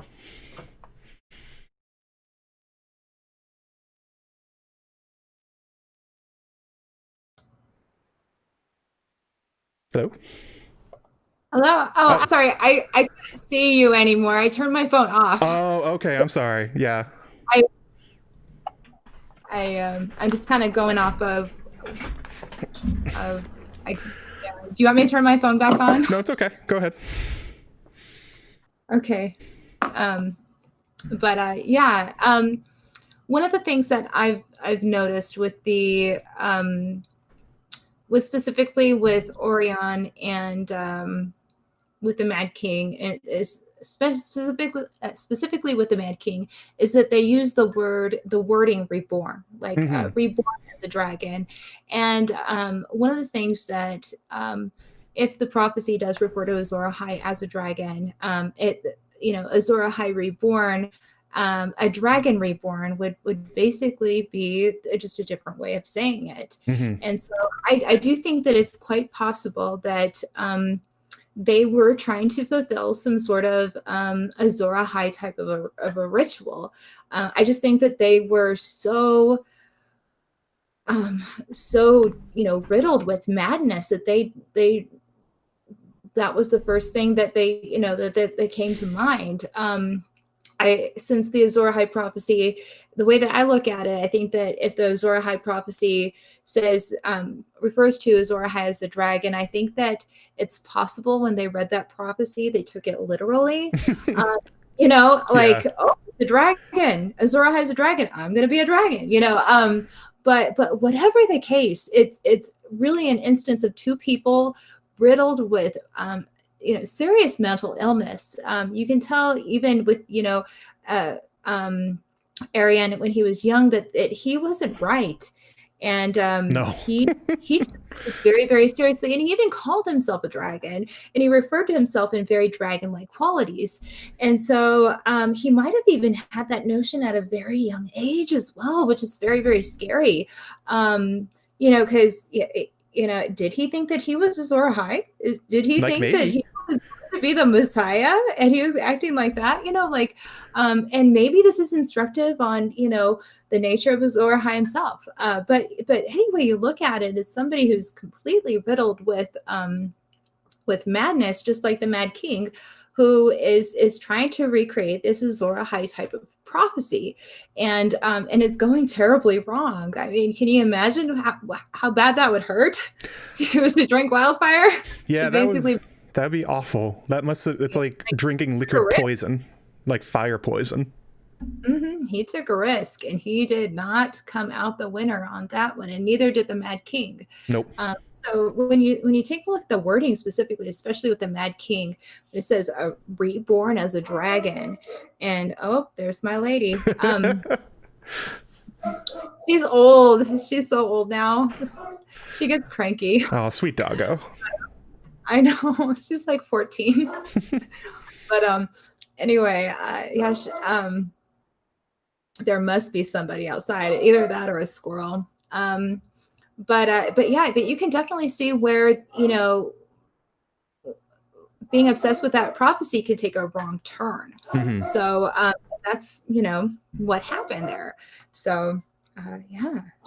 I also like the idea where if you're thinking about Dany on the pyre being super prophetic going backwards, like if her 3 dragons are what made the Targaryen sigil, like if somebody saw her birthing 3 dragons, because we know the sigil didn't come about until they got to Westeros. Like, Valerians didn't do that kind of thing.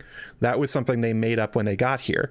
It'd be like, if the history of the Targaryens, the things they're chasing, is her the whole time, but they think it was the far, far past, basically. It's like her own sigil, her own, like...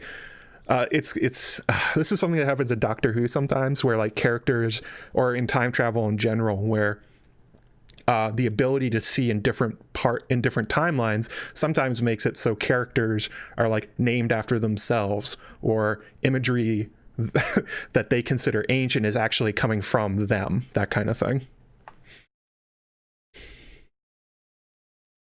Yeah, and that's very interesting because there are hints to that type of those types of like callbacks.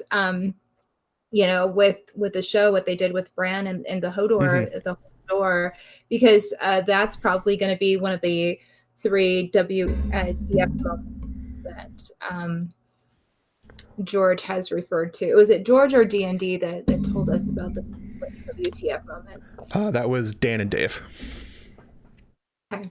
But yeah, that was probably one of the, so we're probably going to see some sort of flavor of that, possibly in the Winds of Winter. I hope in the Winds of Winter. I want Bran to get out of that cave soon. So yeah, that'd be nice. Yeah. Lady Leaf Underhill in the chat says the bootstrap paradox. Yeah, that's what I'm talking about. The bootstrap paradox. Who actually made it up? Well, it was actually a pseudo time traveler, which is kind of how you can think of the like ripples in the dreamscape idea. Like, I don't know. So we got about 10 minutes left. So I think good time to throw this open to a Q&A from the chat. We'll just answer a bunch of questions real fast. So yeah, all you guys, 201 of you, just start throwing questions out there, and me and Amanda will try and machine gun these down. I could use better imagery for that. We will try to answer them quickly in a way that isn't, yeah. What I was specifically referring to was spoilers for Doctor Who, River Song is named after herself. That's a fun thing that happens if you know who that character is.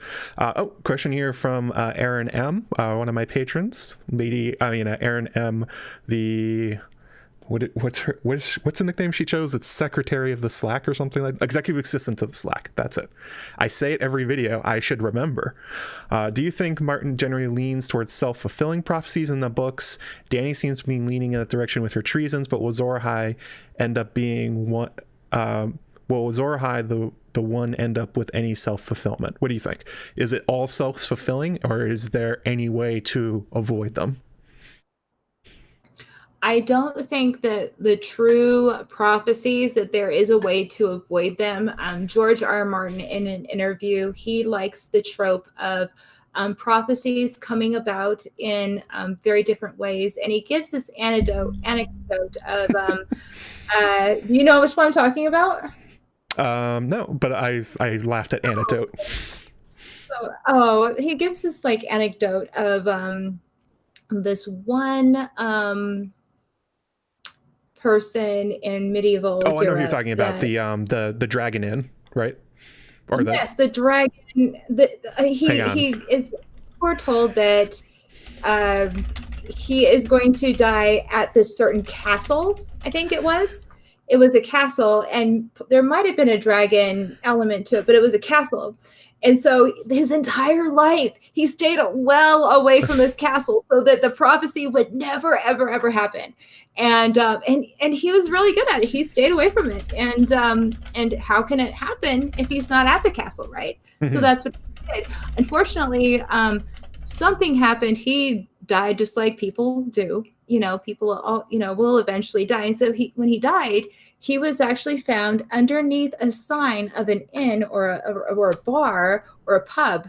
And the sign that they used was actually had a picture of that castle.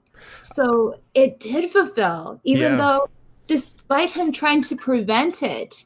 And that's one of the anecdotes that he actually uses, one of the stories that he uses when talking about prophecy. And so, and as we see in some of the other instances, sometimes the prophecies do become fulfilled, just not in the way that we had expected it to. Very true. So what you can expect from the prophecies that are actually true prophecies is that they probably are going to be fulfilled, but they're not going to be fulfilled in the way we expect them to. I got the quote here. I found the one you were talking about. It says, prophecies are, a double-edged sword. You have to handle them very carefully. I mean, they can add depth and interest to a book, but you don't want them to be too literal or too easy. In the Wars of the Roses that you mentioned, there was one lord who had been prophesied he would die beneath the walls of a certain castle, and he was superstitious at that sort of walls. So he never came anywhere near the castle. He stayed thousands of leagues away from that particular castle because of the prophecy. However, he was killed in the first battle of St. Paul de Vence, and when they found him dead, he was outside an inn whose sign was the picture of that castle. Then it's noted that Gurm laughed. So that's the way prophecies come true in unexpected ways. The more you try to avoid them, the more you are making them true, and I make a little fun with that. So I think that's absolutely the way it's probably going. I agree with you totally. Luminous Rain says, what type of red is the house with the red door? What type of red? Do you mean like chartreuse? Like that kind of type of red? What color do you think? Like how red is it? Color. It's very red. I have no idea. But the red door is interesting. You have any ideas on the shade of red? Probably Targaryen red. That's that dark crimson. Yeah, or scarlet. Is it? Oh, scarlet. Yeah, they call it scarlet a lot. Yeah. Lannister? I think it's different. It's the color that weirdly that Mance Rayder has his cloak, the scarlet silk from Ahai. So probably that color, I would guess. You mean Secret Rhaegar? Yeah, Secret Rhaegar. Guilty Undertaker says, Lancel tells Jaime he sees visions from the Seven. Is he hallucinating from lack of food and sleep, or can the Seven or someone actually send visions? Lancel is probably just hallucinating from lack of nutrition. There's no indication the Seven are real in any sense. And if there is something that is I would guess if anything from the Seven is being impersonated by the known magical beings that we know exist, that can send dreams, that have glass candles, these kind of things, that it seems like the faith of the Seven is just sort of a trick being played on people, that it gets co-opted by whoever wants to use the power it represents in the society. Yeah, I'm going to have to agree with you on that one. One of the things that happens when you starve yourself is your body doesn't work the way that it should. What? And neither does your mind. And so, and it's been shown that that's one of the ways that people would induce visions is actually forcing themselves into a type of malnutrition-induced hysteria. And so I think that George, when he's talking about that specifically with Lancel and possibly with the High Tower that foretold the Aegon would destroy the Old Town, I think that it is trying to force something that isn't necessarily I've never had a prophetic dream, so I don't know. But I would assume that they shouldn't be forced. That they shouldn't be that if they're going to come to you, they're going to come to you. Yeah, the characters that get them in story are unhappy they get them. They don't do anything; they just show up. Yeah. So if like the Septon, the High Septon did do that, he was probably working on his subconscious, and his subconscious eventually told him, you know, this is really bad idea, and gave him the vision that he needed. And Lancel's probably doing the same. Baelor the Blessed also did that, but knowing that the Targaryens do have a very, very deep history with prophetic dream, I think it's possible that he might have actually had a couple legit ones. But it's all very interesting. But the Faith of the Seven is one of those religions where there isn't a lot of evidence to back anything super mystical or magical behind it, other than possibly what happened with Davos on the Spears of the Merlin King. I do have some thoughts about that. I may one day make a video, but for the most part, we really aren't given anything to back that up. So if it's getting visions, it's probably not from the Seven. Nope. And it might be coming from somewhere else. I would agree with that. So Carl Karshnak says, are there any specific prophecies with regards to the others aside from Old Nan's stories? Could they be included their defeat in prophecy? Well, all of these stories about Azor Ahai and the Prince I Was Promised, they always have a very vague antagonist that Melisandre calls the Great Other. It's very likely that since the Long Night is was the others, and that's who Azor Ahai defeated, that they are the unspoken negative to all these prophecies. You are becoming the hero to defeat them. So all of these are actually about them, just, in reverse. Exactly. And in the prophecy itself, the others are not mentioned. The great others, and the great other that Melisandre is talking about is specific to her religion as well. Mm-hmm. And so the prophecy itself, from what we know of it, because we're constantly given more information. Melisandre gives us a little bit, but Nero gives us something that sounds nothing like what Melisandre is talking about. And so there's hints that there's probably maybe more than out there than what we're being told. But anyway, what we're being told is that, when the darkness gathers and the Red Star bleeds. And so it's a time of darkness. And that's when Azor Ahai came the first time, is when darkness lay heavy on the world. And so that's why, and of course, he's a long night hero. If you're, say, Aegon the Unlikely, and you might interpret that metaphorically as well, because Daemon Blackfire is the Black Dragon. So you might consider, because he was trying to hatch dragons in response to Daemon Blackfire. So you might, somebody reading that prophecy might take that darkness that they read in the prophecy and identify it or interpret it in a different way. So they may interpret it as, oh, the Black Dragon, or oh, this, or oh, it's that. Just like any part of the prophecy, you can make any part of the prophecy fit what you want it to. And so you got to be really careful. But yes, definitely those are all actually about the others, no matter what the crazy people in the stories think. A question here from House Sanchez. What do you think is the final outcome for Loras Tyrell? Off topic, but not a bad question. So he's currently been injured, according to, I think, Kevin Lannister, on Dragonstone while trying to seize the island. They were ordered to go essentially take it back from Stannis' men.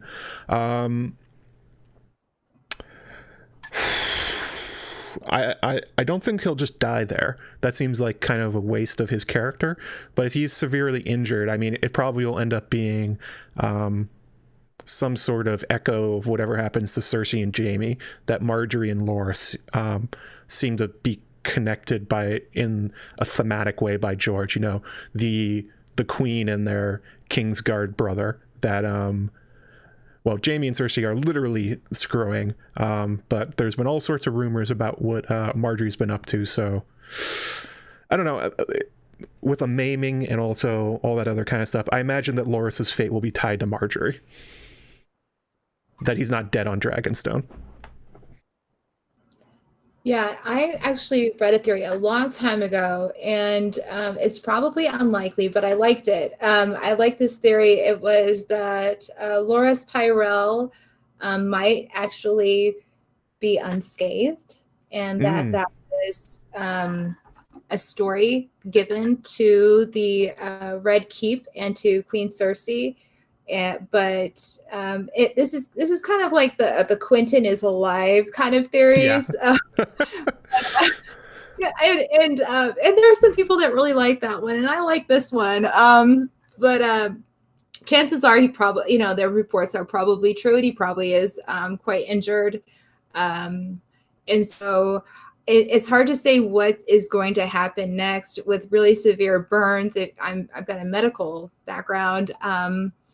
Depending on how much of his body surface area is affected, he probably will die from his burns and more so from the infection that will result. George wants to get, real world, medical implications going on with his injuries. He'll probably die of infection and probably pretty soon. So it's kind of hard to say if he does live and he's been maimed. He's gone through a lot. I mean, his lover has died. His lover's been assassinated. He's been severely maimed. His sister is imprisoned now.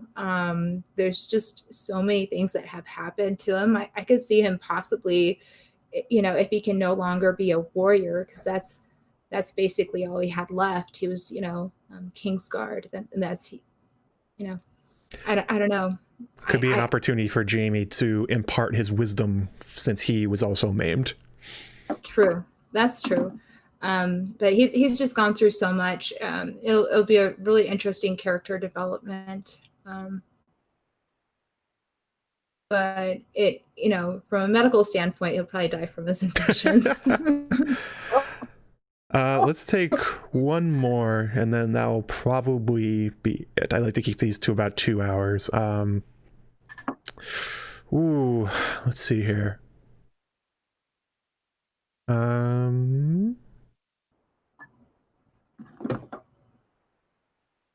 Isabel Lamego asks, who sent Jaime his weird dreams? Should you blame Bloodraven?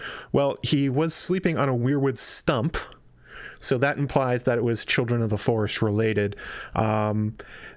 It's the dream he gets is really interesting because part of it is just rewinding his past. Like, it's sort of like somebody hit fast forward on Jaime's life and you see a lot of things that happen to him and a lot of his interactions, and then the tone kind of switches and it goes from him seeing people from his past to seeing that he needs to go save Brienne, and there's sort of more a prophetic end to it.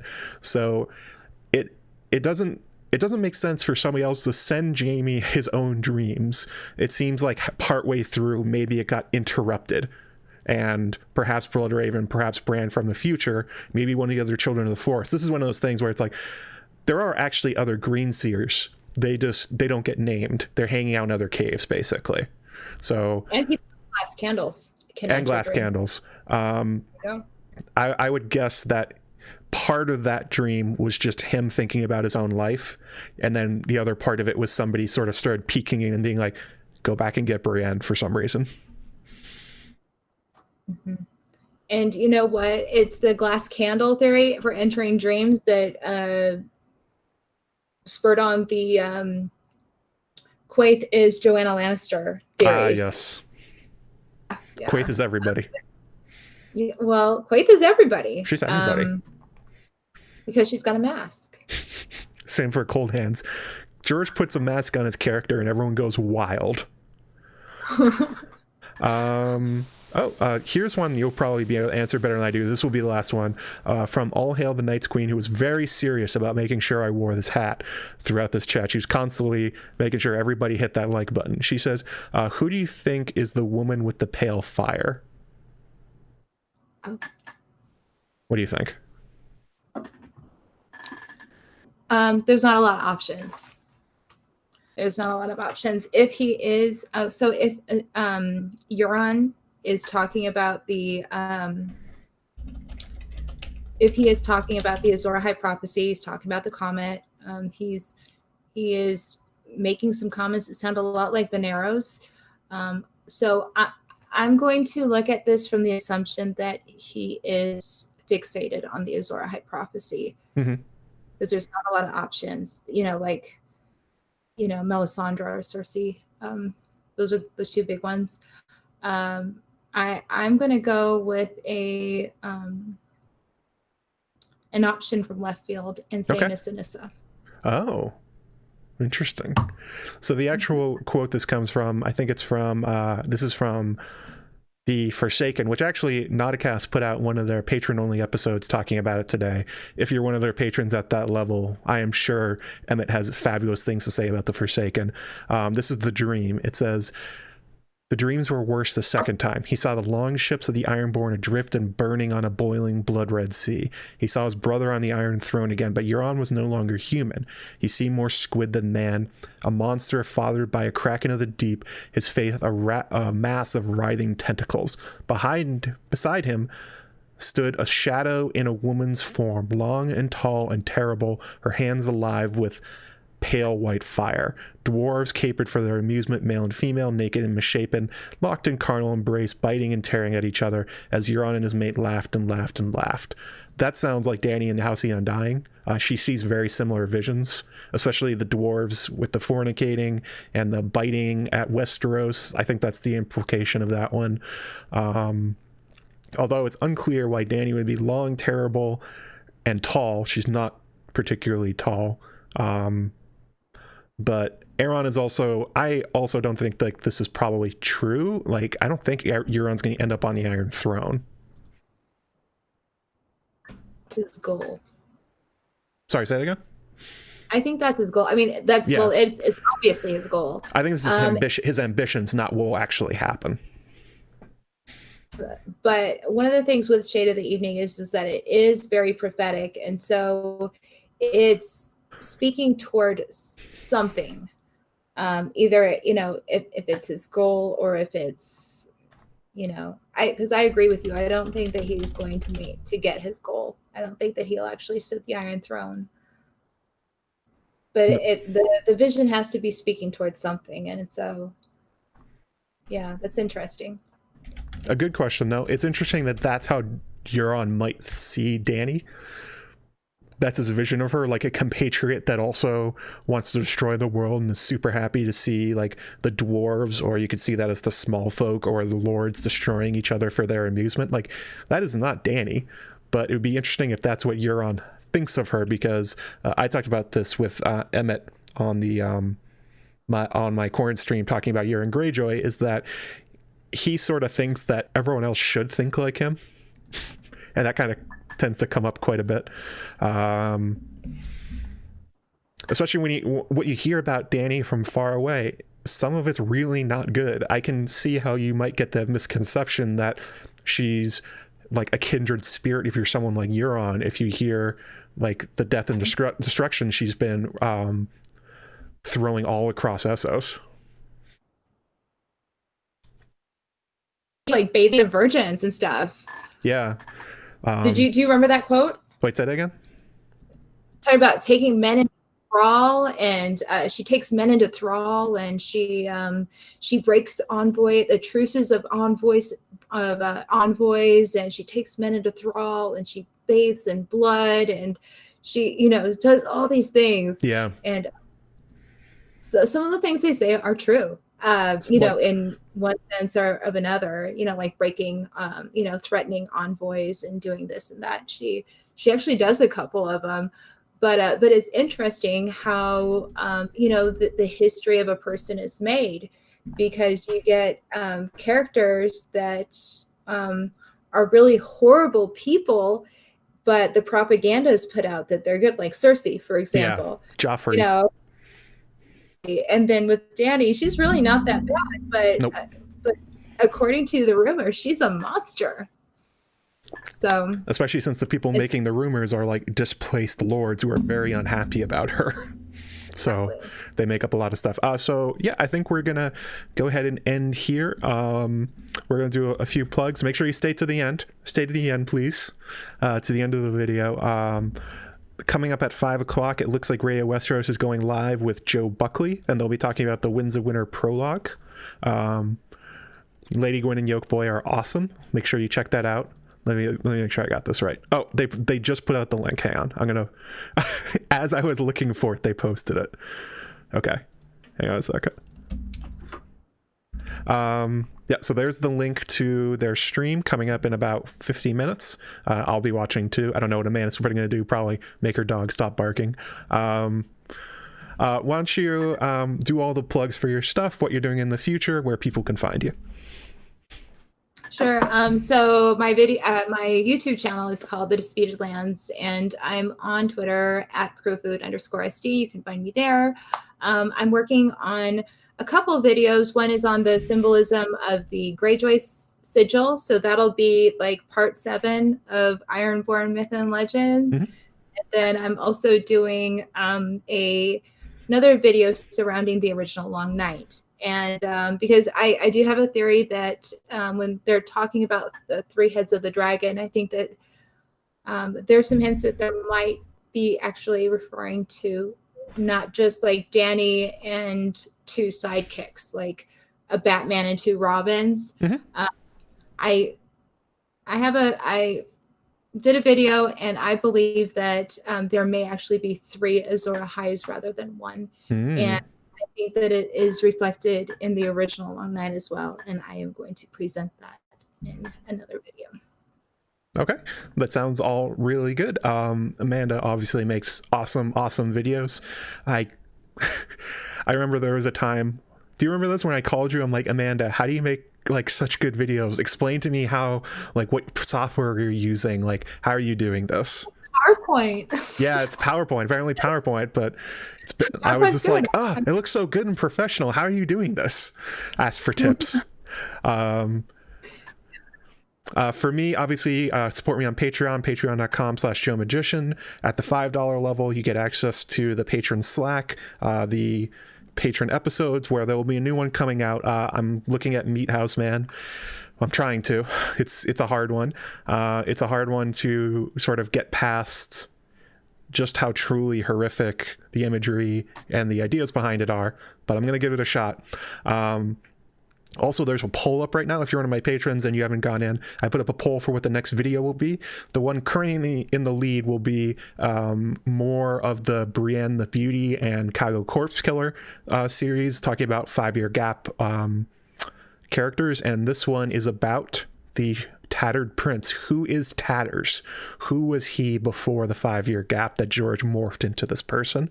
The other option that's leading pretty well is talking about why Jaqen H'ghar is in the black cells at the beginning of the story. But yeah, appreciate everyone that supports me there. Look for that stuff coming out. Next video looks like it's probably going to be the Tattered Prince one. And also thank you to Maura Lee, John Moore, and Aaron M, who all gave super chats during this. I'll see you actually on Monday on Nauticast. We'll be on their third of 4 episodes about I think it's a Clash of Kings Davos 2. I believe that's the chapter. Let me double check. It'd be bad if it was a different chapter and that's the one I was studying. Yeah, Clash of Kings Davos 2. So that'll be on Monday night, I think at like 7 or 8ish they go live. And then on Tuesday, my Crusader Kings 2 streams, and these Saturday streams will continue for the foreseeable future. So yeah, thank you very much, Amanda, for coming. This was always exceptionally awesome getting to talk to you about prophecy and weirdness and magic. See you guys hopefully on one of those other days, and make sure you look out for Amanda's videos. Have a good weekend. See you later.